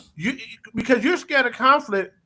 You're not stepping to him. You think Kobe is allowing Sasha Vujacic just to crash into people and lose the ball? Yeah. And I'm getting blamed for this loss, not you. So I'm taking the last shots. I'm deciding who's doing what in the last 5 minutes of every game. Yeah. People have had that conversation, but now these niggas was having no conversation with him. Fact. Draymond Green was never supposed to be getting in his face like that. Never supposed to check him like that. But never. That was so disrespectful. Was you non-confrontational? People will try you that way. Mm-hmm. Exactly. He didn't try you that way. He's too much of a nice guy, man. And KD, if KD was smart, he supposed to be talking about them every chance he gets. Yes. Like LeBron ain't better than me. When we had equal teams, we met. I dog walk LeBron. He supposed to be talking like that. He don't even stand. He don't even stand on the business that he stood on the court. He's so scary, man. He stand KD though, man. That's why I denounced him publicly. I relinquished myself from him publicly when I said I can no longer support this dude and now I have to go back. You see, y'all, I can be extra sometimes, and I can be egregious sometimes. I can be extreme, but this is the one time that I give Stephen Curry some credit here. He was the best thing that happened to fucking KD in KD's career because he's softer. He's softer than him. I don't believe I'm hearing this. I don't believe I'm hearing this right now. This ain't real. Yeah, they play it's not real, dog. And seamlessly together. Well, you know, this is what happened. This is what happens when I turned 43. 43 gave me this thing where I have to decide to eat more crow. I came into this year saying, you know what, if I'm wrong about something, just don't do the shit that I always do, the passive aggressive. Just take the eating of the crow immediately. And guess who I'm gonna give credit to? He don't even show up on lives no more because he's just too fucking long-winded. But even though he's too long-winded, I still give him credit. It was the four of y'all. It was the four of us, but it was three of us. I'm sure he's probably listening. Lewis Sports Network was right there saying it too, man. Why you overly protective of KD, man? You need to stop doing this, blah, blah, blah. I remember when the three of y'all was giving me the business that day, but I was trying to defend K much, man. And dude is undefendable. Like, he can't be defended. Because if you look at how he mismanaged the situation, mismanaged that one because he could be a leader. That's what Kyrie Irving was hoping for. He was hoping that, okay, KD was going to be a leader, and all I could do now is just be Uncle Drew. He couldn't even do that. And that's why Kyrie Irving lost respect for him. And then Kyrie Irving lost respect for him. He just started playing his own game. And that's what Russell Westbrook did. Now I understand why Russell Westbrook did what he did. Do I apologize for it? No. Do I respect it? No, but I understand it. Russell Westbrook was like, you're not going to lead, so I'm just going to play my fucking game. And that's what happens. When somebody doesn't lead a situation the way that they are supposed to, people are just going to go back into their natural state of acting the way that they normally would act. If you're not going to lead me, fuck you. I'm just going to do me. James Harden, you're not going to – I came here for you to lead me. Oh, you're not going to lead me? I'm just going to be the fat party dude that's going to fuck bitches and then show up half of the times when I show up because you're not going to lead me. That's what they were hoping for when they teamed up with KD in Brooklyn. They were hoping for him to do it. And that's when now I have to sit back and eat a further crow and say this. Although I'm still critical of Stephen Curry, I'm still going to stand on business about who he is as a basketball player to me and him ruining the game of basketball. I'm still critical to that. That ain't changing. But I can admit that he was a better leader than what I thought he was. I don't think he ruined basketball. I think the generation and the way they move, the way they're being raised ruined basketball because when they see something's working, they try to just duplicate it. He was a better leader than what I thought. That's how he plays basketball. I know a lot of people who play basketball that way. That's basketball. That don't mean everybody else is supposed to do it. The league, if they didn't want people to copycat generation, they wasn't supposed to promote it so much. It was just a three-pointer. You know what I mean? They made it like so who don't want to hit a home run when you play? He was a better. We all want to hit. He was a better leader. He was a better leader than what I thought because of the way he managed Kevin Durant and the way he made it. And you could see it now even with Jimmy Butler and how seamless Jimmy Butler is playing with him. So his leadership in terms of how he plays, and you could tell Draymond Green don't ever disrespect or get out of hand with Stephen Curry. So clearly there is some form of masculinity with him, because clearly Draymond Green ain't never disrespecting him. That is very clear. I've never seen Draymond Green go and publicly get on him the way that he's done with Kevin Durant. That has never happened. So clearly there has to be some level of fight. Jimmy Butler gonna fight. That's why. He's gonna fight. Yeah, Jimmy is no punk, bro. Jimmy gonna he's gonna squabble, man. Yeah, he's not gonna take that disrespect. KD, man. Jimmy Butler go out of his way to start conflict. He does things on purpose, hoping people say something. Yeah, he's one of those. That's how Jimmy is. I mean, we've seen Jimmy long enough to know what type of dude he is. You're not gonna take that. Shit, Rose. Shit, so I know. Yeah. Now, he did the Carl Anthony Towns, Andrew Wiggins, not just D Rose, all of them dudes. I wanted to say this about D Rose, and Richie Rich. I know you was like, "What? You might be reaching," but and Ross, you're a Chicago head, so you may have been feeling this way. I think that when Derrick Rose came out and made the indictment about LeBron James having the unfair advantage and being on steroids, because I did the timestamp on that shit. He did this during the All-Star game when he won the MVP that year. Right, they blackballed. And then games later, right after that, right before they're getting ready to make the playoffs, Tom Thibodeau goes in and overplays him, and then he gets an injury that gives him a career-ending injury. This is what I believe, and this is my conspiracy. I believe when he made that comment, outed David Stern for protecting LeBron James and giving LeBron James an unfair advantage of having steroids over everybody else because other guys are not taking it. I think David Stern and them called the Chicago office. It was like, yo, you need to find a way to get this guy to suffer for this. And I think Tom Thibodeau overplayed, because why would you overplay your best? I'm still wrapping my head around this shit. Overplay Derrick Rose to the point where Derrick Rose have a career-ending injury. I knew that was going to be the case when they sent him over there. See, sometimes it's not a directive of just do this. Sometimes it's putting certain players with certain coaches knowing how they are. Mm-hmm. Same reason, like I believe they put Dan Antonio on the Lakers to run Kobe into the ground. Yep, that's how he coached.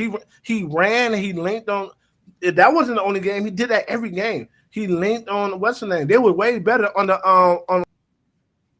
under the other dude. What's the name? Lou Aldine. No. The coach before time. It was better than him. Del Negro. Yeah. They were playing more efficiently with him. They sent Tom Thibodeau over there to run him into the ground, man. They did that because Derrick Rose he ain't talked much, but when he did talk, it was always some truth coming out of his mouth. Yep. They ain't want him in the league like that, really. It doing all the dumb dances. Derrick Rose ain't even do it. You just looking at them like, I'm not doing that. I ain't come here to dance. You don't like stuff like that because you're not being you have to be more than a basketball player to be in the NBA. Yeah. And if you're not that, they're gonna have smoke with you. That's the same thing like Kobe. If you're not a buffoon, if you're not the Shaq type, you're not gonna get love from the media. The media loves Shaq because he was a big buffoon. That's why he was Big L Stupido. He was what they want black men to be, dancing and acting like a clown all the time. And being big and childish and being out of shape and only surviving off your talent. They didn't want Kobe Bryant to have that unrelentless media support. Because why? He was pushing what? Work hard, be smart, learn you another language. He was pushing things they do not black men to be. And Derrick Rose was pushing what? How to be what's the word? How to be stoic. Keep your Jerry West, the logo said he didn't like the fact that Kobe had a Mamba mentality, a grown man mentality coming out the league, and he was holding every player to his standard. You know what Kobe told Jerry West, and I thought that shit was so cold. He said, if you don't like this mentality, then why did you even drafted me in the first place? Matter of fact, trade me off the damn team. And he said that was the last time Jerry West brought it up to him. Woof. I love Kobe, man. Yeah. I love Kobe so much, though. I couldn't believe it. He probably he's said that quoted saying that. Only why Jerry West even came to him like that, probably because he was told to talk to him. Jerry West is like that. Yeah. He had the mentality. He always wants to win. Them finals losses was breaking him. Like psychologically, he was getting broke down because he wanted to win. So he's like that too. But he probably was told like, "Hey man, tell Kobe to calm down. Kobe's doing too much." But yeah, Kobe's like, "Bro, I'm not calming down." Kobe took the game very seriously right when he came into the league. That's the type of player he said he was. I take the game very, very seriously. That's the hey, they knew what they was getting from him. If you were 8 years old and you knew by the time you were 7, 8 years old that you was gonna play basketball, and you knew what you want to do for the rest of your life that early, you're gonna take it very seriously. Yep. A lot of these guys out here are in the NBA just because they're tall, they have talent, but they didn't know what they were gonna do with their lives. Just so happened, they knew how to play basketball. Yep. Kobe knew he was gonna be a basketball player. Yep. Before he was even good, he was gonna make himself a basketball player. Yep. He wasn't naturally good at basketball. He made himself good. Yeah, he engineered. Pascal Siakam on the Indiana Pacers. He started playing basketball in his junior year in high school in Cameroon, and that's how he was discovered. It's the perfect example of what you just said. These guys just learn to play basketball at a certain age, and then they get to the NBA because of their size and their athleticism. Great example. Right. Great example. You know what I'm saying? Now let's segue into Lamar Jackson because man, there's 4-pronged attacks with this one and on this last topic, man. And I know I digress to the football heads because you guys, I saw some of the heat Richie Rich had on this one, and I know what Ross is gonna say on it, but let's get to the first one, the nitty-gritty on it. The GM, man. Me, I'm more annoyed and I'm more perturbed by that than anything else. It's just and Ross, you know what I've already said, but I'm gonna regurgitate it here on live. I can't believe that the GM had the audacity, the unmitigated gall, and the nerve to say, well, nothing in his statement says I'm gonna work my bones, because that's what GMs always say. I'm gonna work my bones, I'm gonna work my tooth and nail to ensure that this team is efficient, they're dominant, and they're ready to make it to the Super Bowl. Because let's be honest, in today's football, teams that are winning are teams that are constantly retooling and constantly stacking up the deck. That's what done for Patrick Mahomes. That's what they've done for Jalen Hurts. So you mean to tell me you're just basically in your statement saying we want to see Lamar Jackson and Derrick Henry, mind you, numbers that they've put up are numbers that are rarely put up by respective guys in their positions. We want to see them replicate their performance for next year, basically saying we're happy with the moves that we've made, the point that we've gotten to, and we just want to see a continuum of the same. What is your take on his statement, blanket statement of him not basically saying anything about him putting in the work to get this team to be where they need to be so that they can actually win the fucking Super Bowl? All right. Everybody knows out of all the leagues, out of all the sports, 2 of the sports are majority are good old boy sports. That is baseball. We ain't gonna use hockey. Hockey is just what it is. That's baseball and football. Those are good old and the most good old boy organization in football is the Baltimore Ravens. So now, wonder why it was a blanket statement. It wasn't anything keyed in because the person who's the target, the person who people want gone, the person who's been really choking in the playoffs and no one never mentioned it is a good old boy himself. And the way Baltimore Ravens do things is they don't always put the best players on the field. They put the players on the outside of Lamar Jackson. They have to, right? He's the face of the team. They put the players on the team who fall in line. Those are people who get the most tick. If you actually watch Baltimore Ravens, you know they're not on the field. They aren't going to get rid of Mark Andrews, and that's what they should do. And I like Mark Andrews, but Mark Andrews' drop percentage goes up. It's 5% in the regular season. It goes all the way up to 20% in the playoffs, man. Meaning, damn near every playoff game, he's having dropsies. We know you can't afford one drop in the playoffs, let alone 3, 4, 5 drops. That alone kills a quarterback. Yep. Because you're the tight end, you're the safety blanket. The tight end, you have to worry about the tight end with the dropsies. Yep. Big plays. He's dropping first downs or touchdowns. This is every playoffs. Yep. Yeah, it ain't just Lamar. Every quarterback's supposed to get better every year. Every quarterback is supposed to get better every year until you start. It's time for you to retire. So yes, Lamar Jackson has to get better, and he's done so much. But I believe every quarterback is supposed to get better. But when you watch the playoffs, you know if you're actually watching the playoffs, you know you can't set everything at that man's feet. If you're actually watching the playoffs, they lose same way every time. And I'm getting around to answering what you asked me, but I got to give you content. Mm-hmm. They lose the same way every time. Turnovers, missing blocking assignments that lead to turnovers.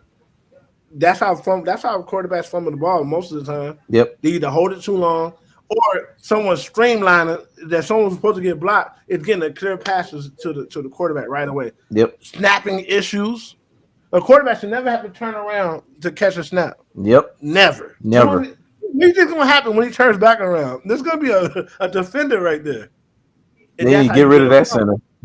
That's how you get But they lean on Lamar Jackson so much to create magic that he's not allowed to just play quarterback.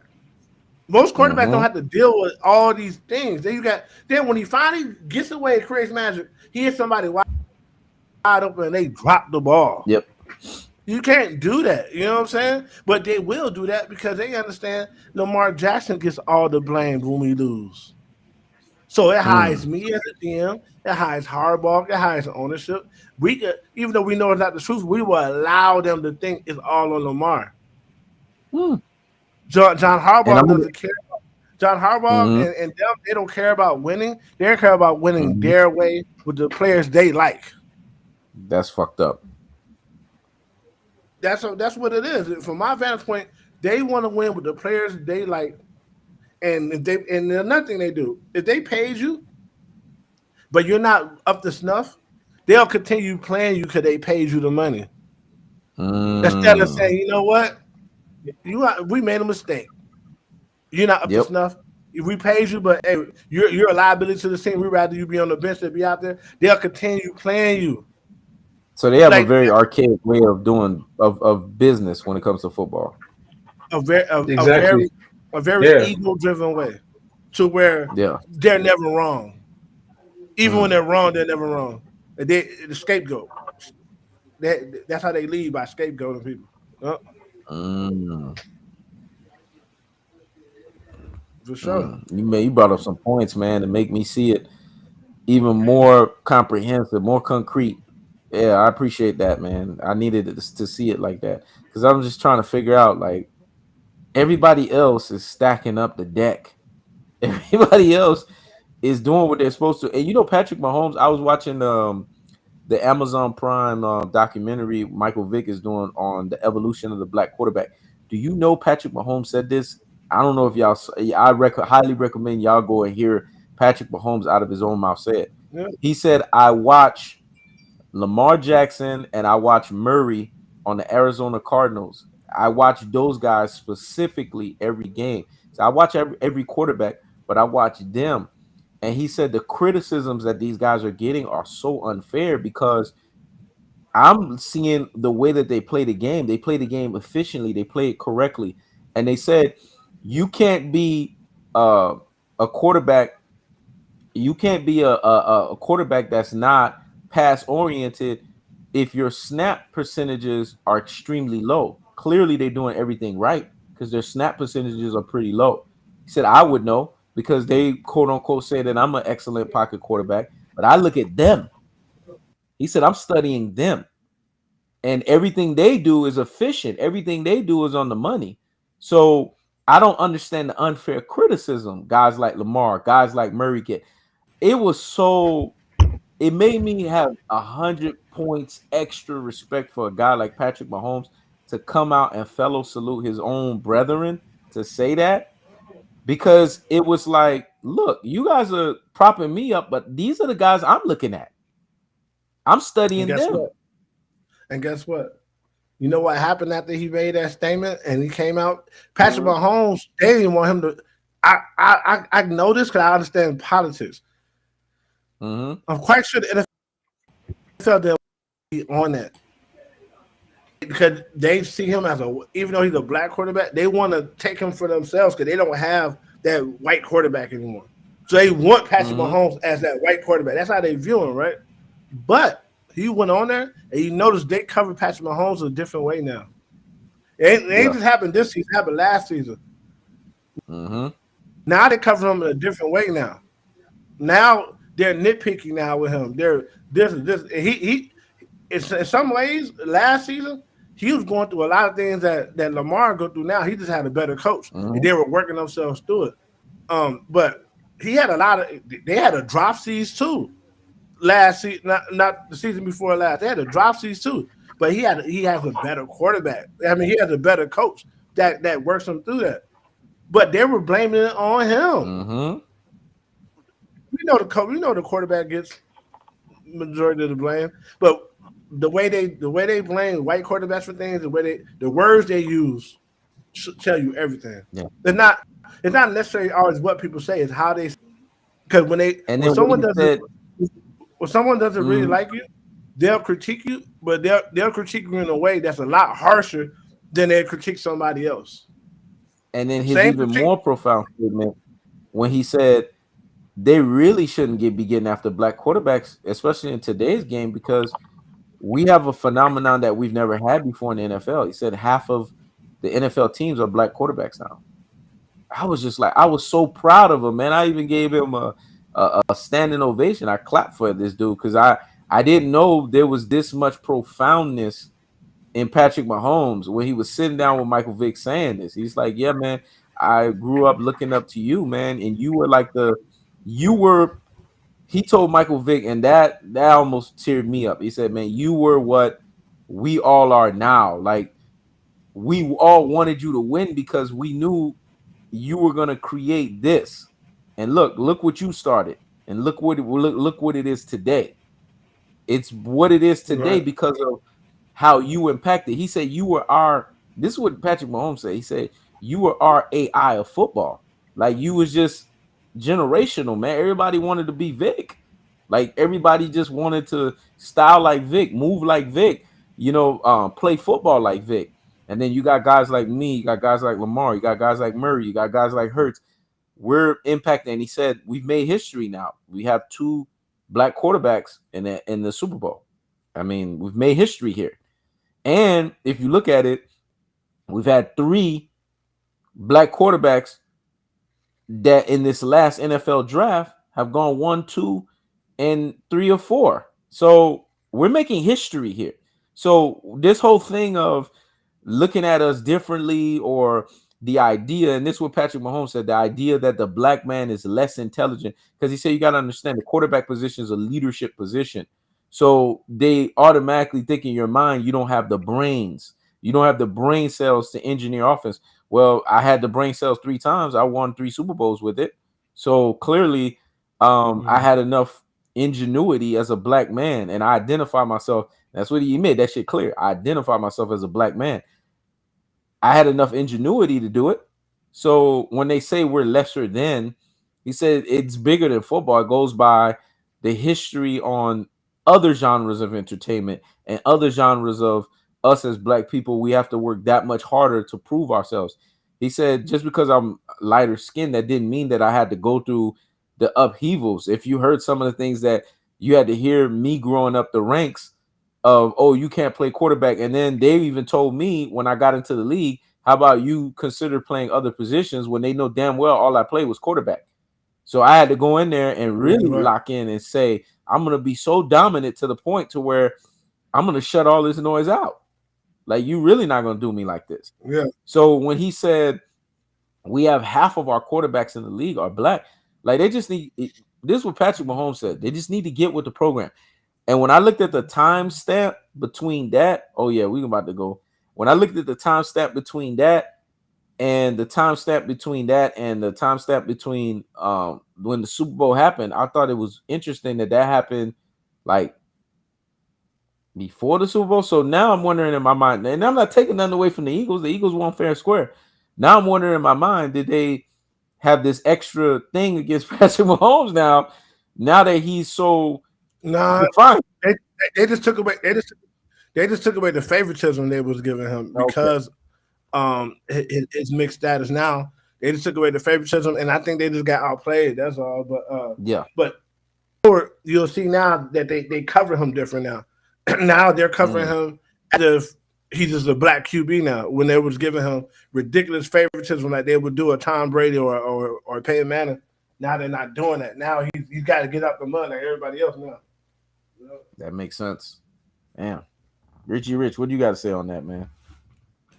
Well, if the GM truly thinks like that with Lamar, then it's going to be more the same, with that team. Like, and how Tom Ross brought his point on about how they have an archaic way of doing things, and the owner being cheap because that's how they won their Super Bowls. They won with having a really good, in the past, their two Super Bowls, the one with having a great defense and an offense that's mediocre, but things are different now, man. Right. You gotta be well rounded on both sides of the football now if you want to win, because teams, the way how the NFL is, teams are just getting better at figuring you out, breaking you down, learning how to stop you, and you just can't come with a cookie cutter approach if you want to win, man. This is how the Eagles won this year. They were already a really good offense, but they struggled in some parts of their offense with Jalen Hurts sometimes with passing, and the running game wasn't as strong. When they brought on Saquon, they became elite, elite offense because Saquon opens up so much, and they improved their defense. Their defense improved vastly from the year before. They were able to get linebackers who were fast, who were able to cover tight ends. Their line improved, their secondary improved. That team made probably the quickest 360 I've seen from any team from how they played the year before. This is how they won the Super Bowl. I was surprised. I don't like that team, but I give them their credit because, I'm a Niners fan. We got a little rivalry with that team. I don't really like them, but I got to give credit to them. I wanted to see Saquon win, and he balled out. But that team, Jalen Hurts, man, he got a lot of weapons on that offensive front. That O-line is massive. Saquon takes a lot of pressure from him. AJ Brown, man, and Devontae Smith, man, those are two elite receivers. And he has Dallas Goedert, bro. Like, Lamar Jackson don't got that kind of talent on his team. Maybe they need a new GM because the way it works is, man, you got to have a GM that knows how to talk to that owner, that can make him spin. This GM that they got currently is probably scared of the owner, man. He don't want to talk to dude, or he just can't talk. He just can't converse with him to get him to spin. That GM on Philadelphia, he knows how to connect with his owner to get him to understand that, okay, man, if we want to reach our goals, you need to be willing to go after these positions, these players. That's how we gonna get to the next level. And go after them in their prime. What the Ravens like to do is when they finally do go get somebody, they go get them when they're on the downside. The reason why Derrick Henry looks so good this year because he backed it with Lamar Jackson. No running back that age runs like that. But when you run through wide open holes, you're gonna look crazy. But they did not expect him to be that good. They expected him to be adequate at best. They got lucky doing that. They need to start going at the guys in their primes, not waiting until they on the downside. They could have had Derrick Henry a couple of years ago. Exactly. Honestly, I think they could have beat the Bills if Zay Flowers was in that game, man. Because Zay Flowers, You take the he's top become off. one. He's become one of those receivers, man. He's a matchup nightmare, and he opens up things for Lamar. But he went down in the week before. I knew the Ravens were not going to win because I was like, man, you're basically taking away his outside target now. He has no other receiver that can do what Zay Flowers does. Right. So he's gonna have to do, him and Derrick Henry are gonna have to go and win this game, basically. And the crazy thing is, they should have. When you say that, it would have been a guaranteed win if Flowers would have played, but they still could have won this game if these guys just do their jobs. Facts. They're not doing their job. Like the center, you don't should never drop have the to fucking ball. You should never have to. And sometimes it's cold. It's gonna happen. But he dropped a lot of balls that game. He dropped like 4. You can't drop 4 balls. Yeah. And you can't drop that one in the end zone. He basically laid it up. That wasn't even a throw. He like tossed it. Like it looks like he dropped it on purpose. That's how bad that drop was. It looked like it was purposely dropped for real. Think about it. That was a bad drop. We played football. It's damn near impossible to drop that. It hit him in the stomach.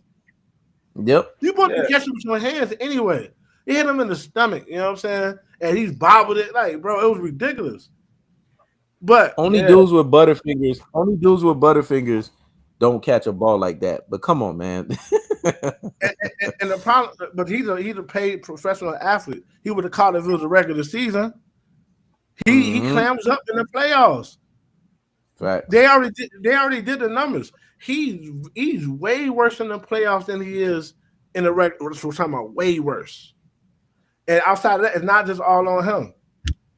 The trenches, the defense and the offensive lines on the Ravens, they look better. The offensive line isn't as good as people think it is. It's because they play with Lamar. They're not a good offensive line. And the center, every playoff game, he had to snap on like clockwork over Lamar Jackson's head. Like at some point, as a coach, John Harbaugh, when are you gonna shore up some of these things that you can control? Because even with the most talent in the world, if you have those type of problems, you're still gonna lose. Yeah, because quick releases everything. Their defense regressed from last year too. They lost some linebackers from free agency early last year. Yeah, so they're not like, man, you need linebackers that can cover people, man. That can get to that quarterback, that can cover tight ends. Their secondary was not as good as last year either.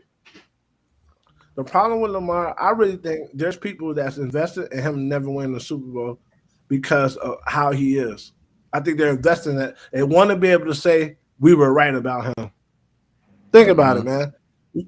When have you ever seen somebody with that type of year at quarterback not get to a deep run in the playoffs? When have you seen that? Crazy. That is crazy, man. You've seen that all of a sudden, everything did shit all of a sudden. And in the beginning, in the beginning of the season, the defense can't stop a cold. They can't stop a cold. You wanna know why? They're playing a guy who the coaching likes but isn't good anymore. That Marcus Wherever. Bro was a catalyst. He was a thorn in their side. They removed him. They put Cal Hamilton back there, and they're rolling on all 4 cylinders. You mean tell me it took them 10 games to figure that out? They knew that from jump, man. They knew that from jump. But they're making bro carry. They're making bro carry the weight. I googled Mark Andrews' age. They need to attach him and try to see if they can get some draft capital for him, or address a position that was weak last season. I got a lot of flack. I got a lot of flack on TikTok, and I got a lot of flack on YouTube when I said they need to get rid of Mark Andrews. And you know who? And the people that identified with the flack were people that look like Mark Andrews. It was crazy. Yeah. I wasn't surprised that they looked like him, but they were the ones saying, "Man, Lamar Jackson made mistakes too in the game, and Derrick Henry made mistakes too in the game." And I'm sitting here and I'm shaking my head like, "What the fuck are you guys talking about? This guy just dropped a butterfinger pass. Yes, they made mistakes, but that comes with football when other guys make certain mistakes. But the mistakes that they made were early on mistakes that really are mistakes they were that able to are they not were able to clear the categorical with your mistake of you just being butterfingers and dropping a pass that really was thrown in your head like fucking pillows. Come on, man. Here's the thing. People always want to say, well, Lamar Jackson wasn't perfect. If your quarterback has to play perfect every game for you to win, that means there's something severely lacking around him. Facts. Think about how many playoff games Tom Brady has won, even though he threw 2 or more interceptions. Peyton Manning. Facts. Peyton Manning won a Super Bowl where he was trash. Yeah. He got carried in the Super Bowl. Yeah. In the last Super Bowl, he was not good. He got carried. Yeah, the Denver Broncos carried him. The defense, everything, they carried the fuck out of him. You know what I'm saying? So think about it. The great quarterbacks aren't always great. The thing about it, they normally got great players who can step up when they're not having their best game or not a perfect game. And Jordan it's a white black thing because Brett Favre threw the most interceptions the year he won the fucking Super Bowl. Nobody talks about that. Yeah. They just say he won the Super Bowl. They don't. Because at the end of the day, when you have a team, your quarterback making a mistake or two isn't the end of the world all the time. Exactly. Sometimes it is, depending on how much time is left in the game. It could be, but how many game-losing interceptions do Lamar Jackson really throw? He's not even known for throwing interceptions like that. When it comes down to it, it's always compounding things. It's never just one thing with the Baltimore Ravens. It's always a myriad of things that are always the same.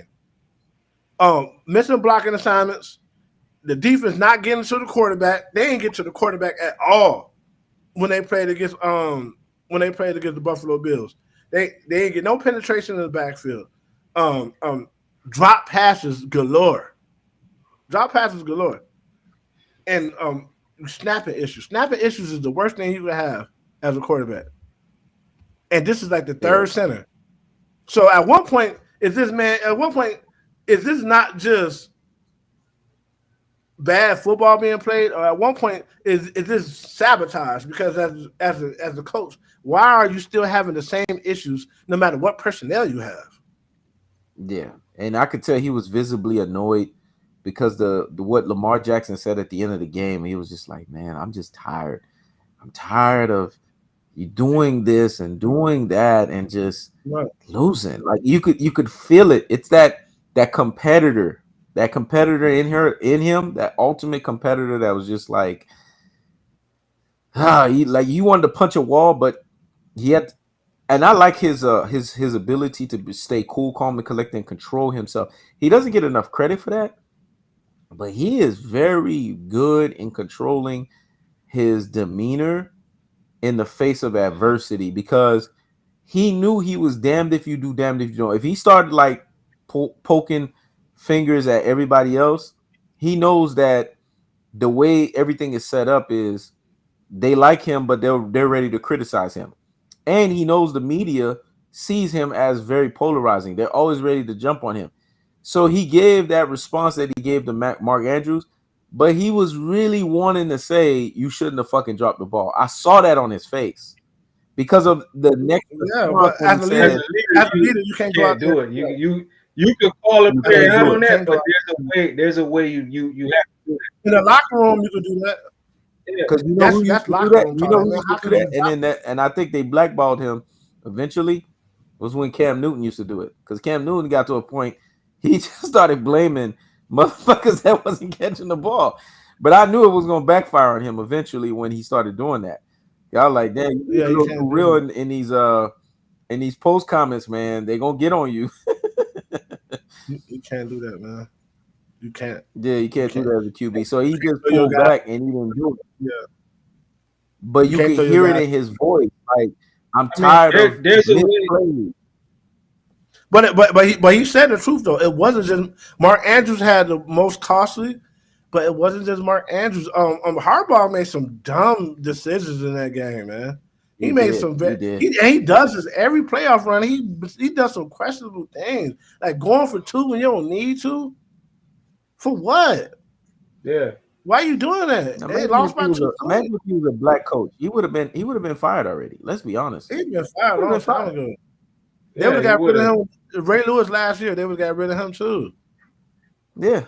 Ray Lewis and Ed Reed is why they was winning them games. They was the leaders in the locker room. John Harbaugh don't got this locker room right now. If you watch the little shows they have, the Raven shows, they don't even be listening to John Harbaugh, man. The only person who respects John Harbaugh as a real coach is Lamar Jackson and their go-to guys. All the people who don't really get the respect from John Harbaugh, guess what? They don't play. You have to kind of kiss his ass to play, bro. That's what they want. They run a good old boy thing. You have to play the game to play. That's what they say. They look for players the Raven way. The Raven way used to be tough and hard nosed. Now the Raven way is basically passive and not really speaking your mind. Everybody who speaks their mind in the Ravens, they get rid of them. They got rid of Hollywood Brown because he told the truth. Mm-hmm. These passing plays y'all setting up aren't good. They're horrible passing plays. They don't make any sense. They got rid of him as soon as possible. You speak your mind, you don't play. Yeah. And if it'll bring up, because think if Hollywood Brown don't play, people are gonna cry, bitch, and moan. So they had to just get rid of him. But typically they'll just have you there, they just won't pay you. Yep. Man, this was a great live, man. I'm glad you guys touched on every point and said what y'all had to say, man. But I guess the last point that I want to say, and it's just a quick thing, a quick turnaround. Regarding the Ravens, do you guys think the season is gonna look the same? Is it gonna be better, or do you guys think that they're just probably gonna face another challenge again this upcoming year? As long as John Harbaugh is the quarterback there, and they're doing the same things that they have the same issues that they continue to have. I see Lamar Jackson being fantastic, carrying them, having another stellar season, but I've seen the same flame out because they're not. It's either they refuse to learn from their mistakes or they're purposely doing them. But either way it goes, with that nucleus of what's the name, DaCosta, and the owner there, and Harbaugh, along there together, and nobody's standing up and saying we need to change something. Sadly, man, for Lamar, I don't see nothing happen. I don't, and it's not because of him. And I guess I'm gonna ask this last question. And Rich, I'm gonna let you go first, and Ross on the end. If Lamar Jackson, I was gonna say something about the question you had before. Go ahead. Well, I think listen, the salary cap went up. That shocked me. Meaning that teams are going to be able to make moves. My team, I feel that they need to improve in certain areas. So, and they got a lot of money to go and spend this offseason. The Ravens should have some money to go spend this offseason because Lamar is really their only big salary player. You know, right? Derrick Henry, they only gave him like what, $9 million. They didn't even give Derrick Henry a lot of money because you know the year he had before with the Titans. So they got money to spend. They got to look at who's available. Cooper Kupp, he could be a receiver they could bring in. Cooper Kupp still got some juice in him. They got to be willing to get players on that offense, and they got to address the linebacker position on their defense. That position has regressed, and maybe they need another corner. But it's all about the GM, man. The GM, if he's coming with this approach that he knows brought up when we started this topic, then they're not going to improve. He has to be willing to get that owner, talk to the owner a certain way to get this guy to want to improve the team. Because why invest all this money in Lamar if you're not trying to get him to the next level? Mahomes then won a Super Bowl. Jalen Hurts now got a Super Bowl, man. Let's get Lamar Jackson a Super Bowl. You know what I'm saying? Yeah. That should be their focus right now. We're not just gonna let Mahomes and Jalen Hurts get these Super Bowls. We gotta look out for our boy too. Right. Because at the end of the day, if they don't get it done, it's gonna be a failure on them. It's not like you got a horrible quarterback. You got an MVP caliber quarterback. Exactly. And we're seeing how you guys are losing. You guys are losing because you're kicking yourselves in the butt. Yeah, exactly. You know what I'm saying? So, hey man, this was a hell of a live stream, man. We got a lot of topics on for real. Yeah, we did, man. And I want to say this one, Ross, because I really want to know what your head is on this one. 'Cause I know you're gonna go crazy if it does happen. You too, Richie Rich. What if Lamar Jackson defies the odds and wins a Super Bowl with all this limitation? Where will you rank his Super Bowl, and how would you rank him overall as a player if he were to win with all of these odds stacked against him? How would you rank him? I'm gonna see it as if like back in the day. But we're grown men now, so we understand it more. We were kids then. When Jordan won his first when Jordan won his first finals, all the things they're saying about Lamar, really they're saying about Jordan. People don't realize Jordan was always known as the greatest player. He was known as selfish, does too much. He don't get it done. He don't get it done on defensive end. He had to prove all these things wrong till he finally got the ultimate prize. You know what I'm saying? And that one, because he had to go through so much. But people don't realize that was a rebuilding team. That was a rebuilding team when he got there. Just like the Ravens were a rebuilding team when Lamar got there. He went to this championship, overcoming all this. That one championship is going to be, it's going to weigh a whole lot, because it's not like, say, when Eli Manning won this first, he hadn't really done anything as a quarterback. That him winning that championship kind of solidified him that he should even be a starter. You know what I'm saying? But Lamar Jackson got so many accolades, and him winning that is going to be different. Like Jordan already had 2 MVPs already before he won. Is 1 or 2 before he won. So he's already solidified as a player. He just needed that to solidify him as an all-time champion. So and if he wins 1, if they put a team around him to win 1, I don't see him not winning another one. Like, because he's already competing with these guys with scraps and people dropping the ball. What if they put real consistent talent around him, where he don't got to worry about these wide? When they drop the ball, they're wide open, man. They're not contested drops. They're dropping wide open catches. It looks rigged. I hate. Imagine if he don't have to worry. Because these are supposed to be touchdowns. You know how wide open you are when your quarterback scrambles and everybody's out of place, and then he catches you. Richie Rich knows how much I hate that shit. You wide open, you drop a pass, I might as well shoot you with a bullet. It don't even make sense. I hate that shit with a passion, though. It takes the air out. It takes the air out of your own team when someone drops a wide open pass. Yeah, man. You're a quarterback. You got to deal with that game. You know, in this game, one of these guys is going to drop a wide open pass this game. You know it coming into the game. Yeah, because it's going to happen. With football, that's ridiculous. Yeah, the wide open pass, drop wide open pass is a blown opportunity. Because NFL is a very unpredictable sport, man. Like the next play, they could call a blitz on you, get to your quarterback, and now you 10 yards back. And it's now you're in a 3rd and long situation. You're not going to be able to convert. It basically, kills you out of your flow. And what does that sound like? Every playoff Ravens game, after a drop wide open pass, is normally a fumble or an interception, or they get out of range.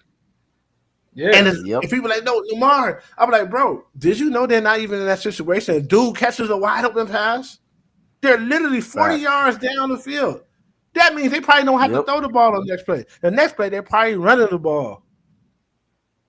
Everything. He's not perfect, and I could be a fan of someone without being biased. He's not perfect. Sometimes he tries to do too much because he's so used to doing so much. Sometimes he needs to just take the L and take the sack. That's a flaw that he has. But typically, he's being put in those positions by his own team. Yeah, currently, like that fumble he had. That fumble's not supposed to happen. Why? Because the ball not supposed to get hiked over his damn head. You know what I'm saying? But when it does, he has to learn sometimes. You really want them to get rid of that damn. You making it very clear. Get rid of that fucking center. Every center in the league who does that needs to get out the game. You're getting paid millions of dollars to do one thing. You can't do it correctly. Yeah, come on, man. That's to me, that's the easiest fucking job, man. To snap the fucking football, man. Come on, man. What you finna say? That center position, dog. I mean, that's what tells me the Eagles, man, they good at scouting players, because I thought they were going to be heavily affected when they lost Jason Kelce. who was their center for so many years and who won the Super Bowl. That's that Super Bowl team that beat the Patriots, Tom Brady. He was the center, and he's been a long time. He retired, and he was not on the team this year. I thought they were going to be weak, but they know how to scout people, man. They got another center in there that's good, really good at protecting after he snaps the ball to the quarterback. You know, that team, they do a great job at drafting O-linemen, centers. The Eagles are probably the best in the business at that, man. But yeah, back to what you were saying. I feel that if Lamar Jackson can win and they don't add improvements to that team, this team is basically they run it back with the same team from last season. I mean, you got to give Lamar his flowers, you know. That this Super Bowl would have a lot of value attached to it. Obviously, you can't put it over quarterbacks who got multiple Super Bowl rings because it's only one, but you could put value on it because what he had to he probably had to put his Superman cape on to win going in the next season with still limitations from the wide receiver position, and the defense being as vulnerable as they are. That'll be phenomenal if he's able to do that. But it's that next year is going to be tough. I think teams in the AFC are going to make improvements, man. So the Baltimore Ravens are going to have to make improvements. There's no way around it because NFL, man, you can't stay pat anymore. You got to make improvements to your team if you want to have a legitimate chance to win. Facts. That's why my Chicago Bears trash. You don't want to spend money, man. If you don't want to spend money, this live's been real, man. If you don't want to spend money, if you don't want to take the time it takes to draft good players and actually let them develop. Yep. We keep getting new quarterbacks when you don't have the offensive line. Exactly. Get the offensive line. First. Every quarterback that comes there is going to struggle. Yep. Well, point blank. Who you think they drafted? Who do you think they drafted in the draft coming up? Another quarterback, probably. Another quarterback. Well, they got their eyes set on their draft. Them dudes. They don't make any sense. The Bears will do nothing that makes sense. I don't know what they're gonna do, man. Be honest, I don't. It says they got their eyes on that running back from Boise State. Okay, what holes is he? That's what I'm saying. They got to improve the line. The draft board don't make sense. It don't make sense. Some teams they don't realize it starts with the line. You gotta draft linemen. If you don't got linemen that can protect, these are the key areas you need to be targeting. The linemen. You don't get somebody hurt, man. Yeah. So basically, y'all saying what we all know the football to always be, and it will always continue to be. It's the only sport that every fucking position matters. It matters.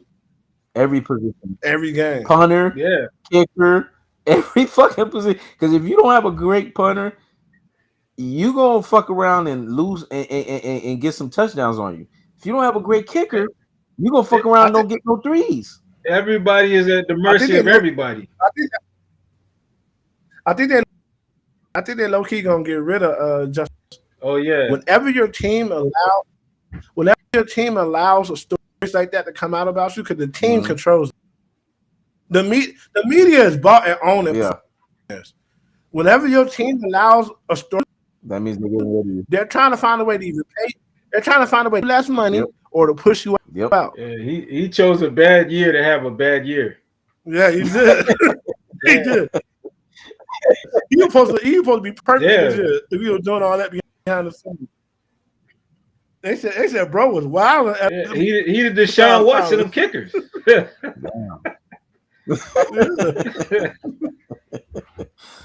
Whew, this been real, man. This was a great live, man. Appreciate y'all, man. Hope everyone that tuned in got what they needed out of it. We're gonna do this again. Y'all enjoy the rest of y'all Saturday. Y'all be easy. Peace. Peace, man. Peace, bro.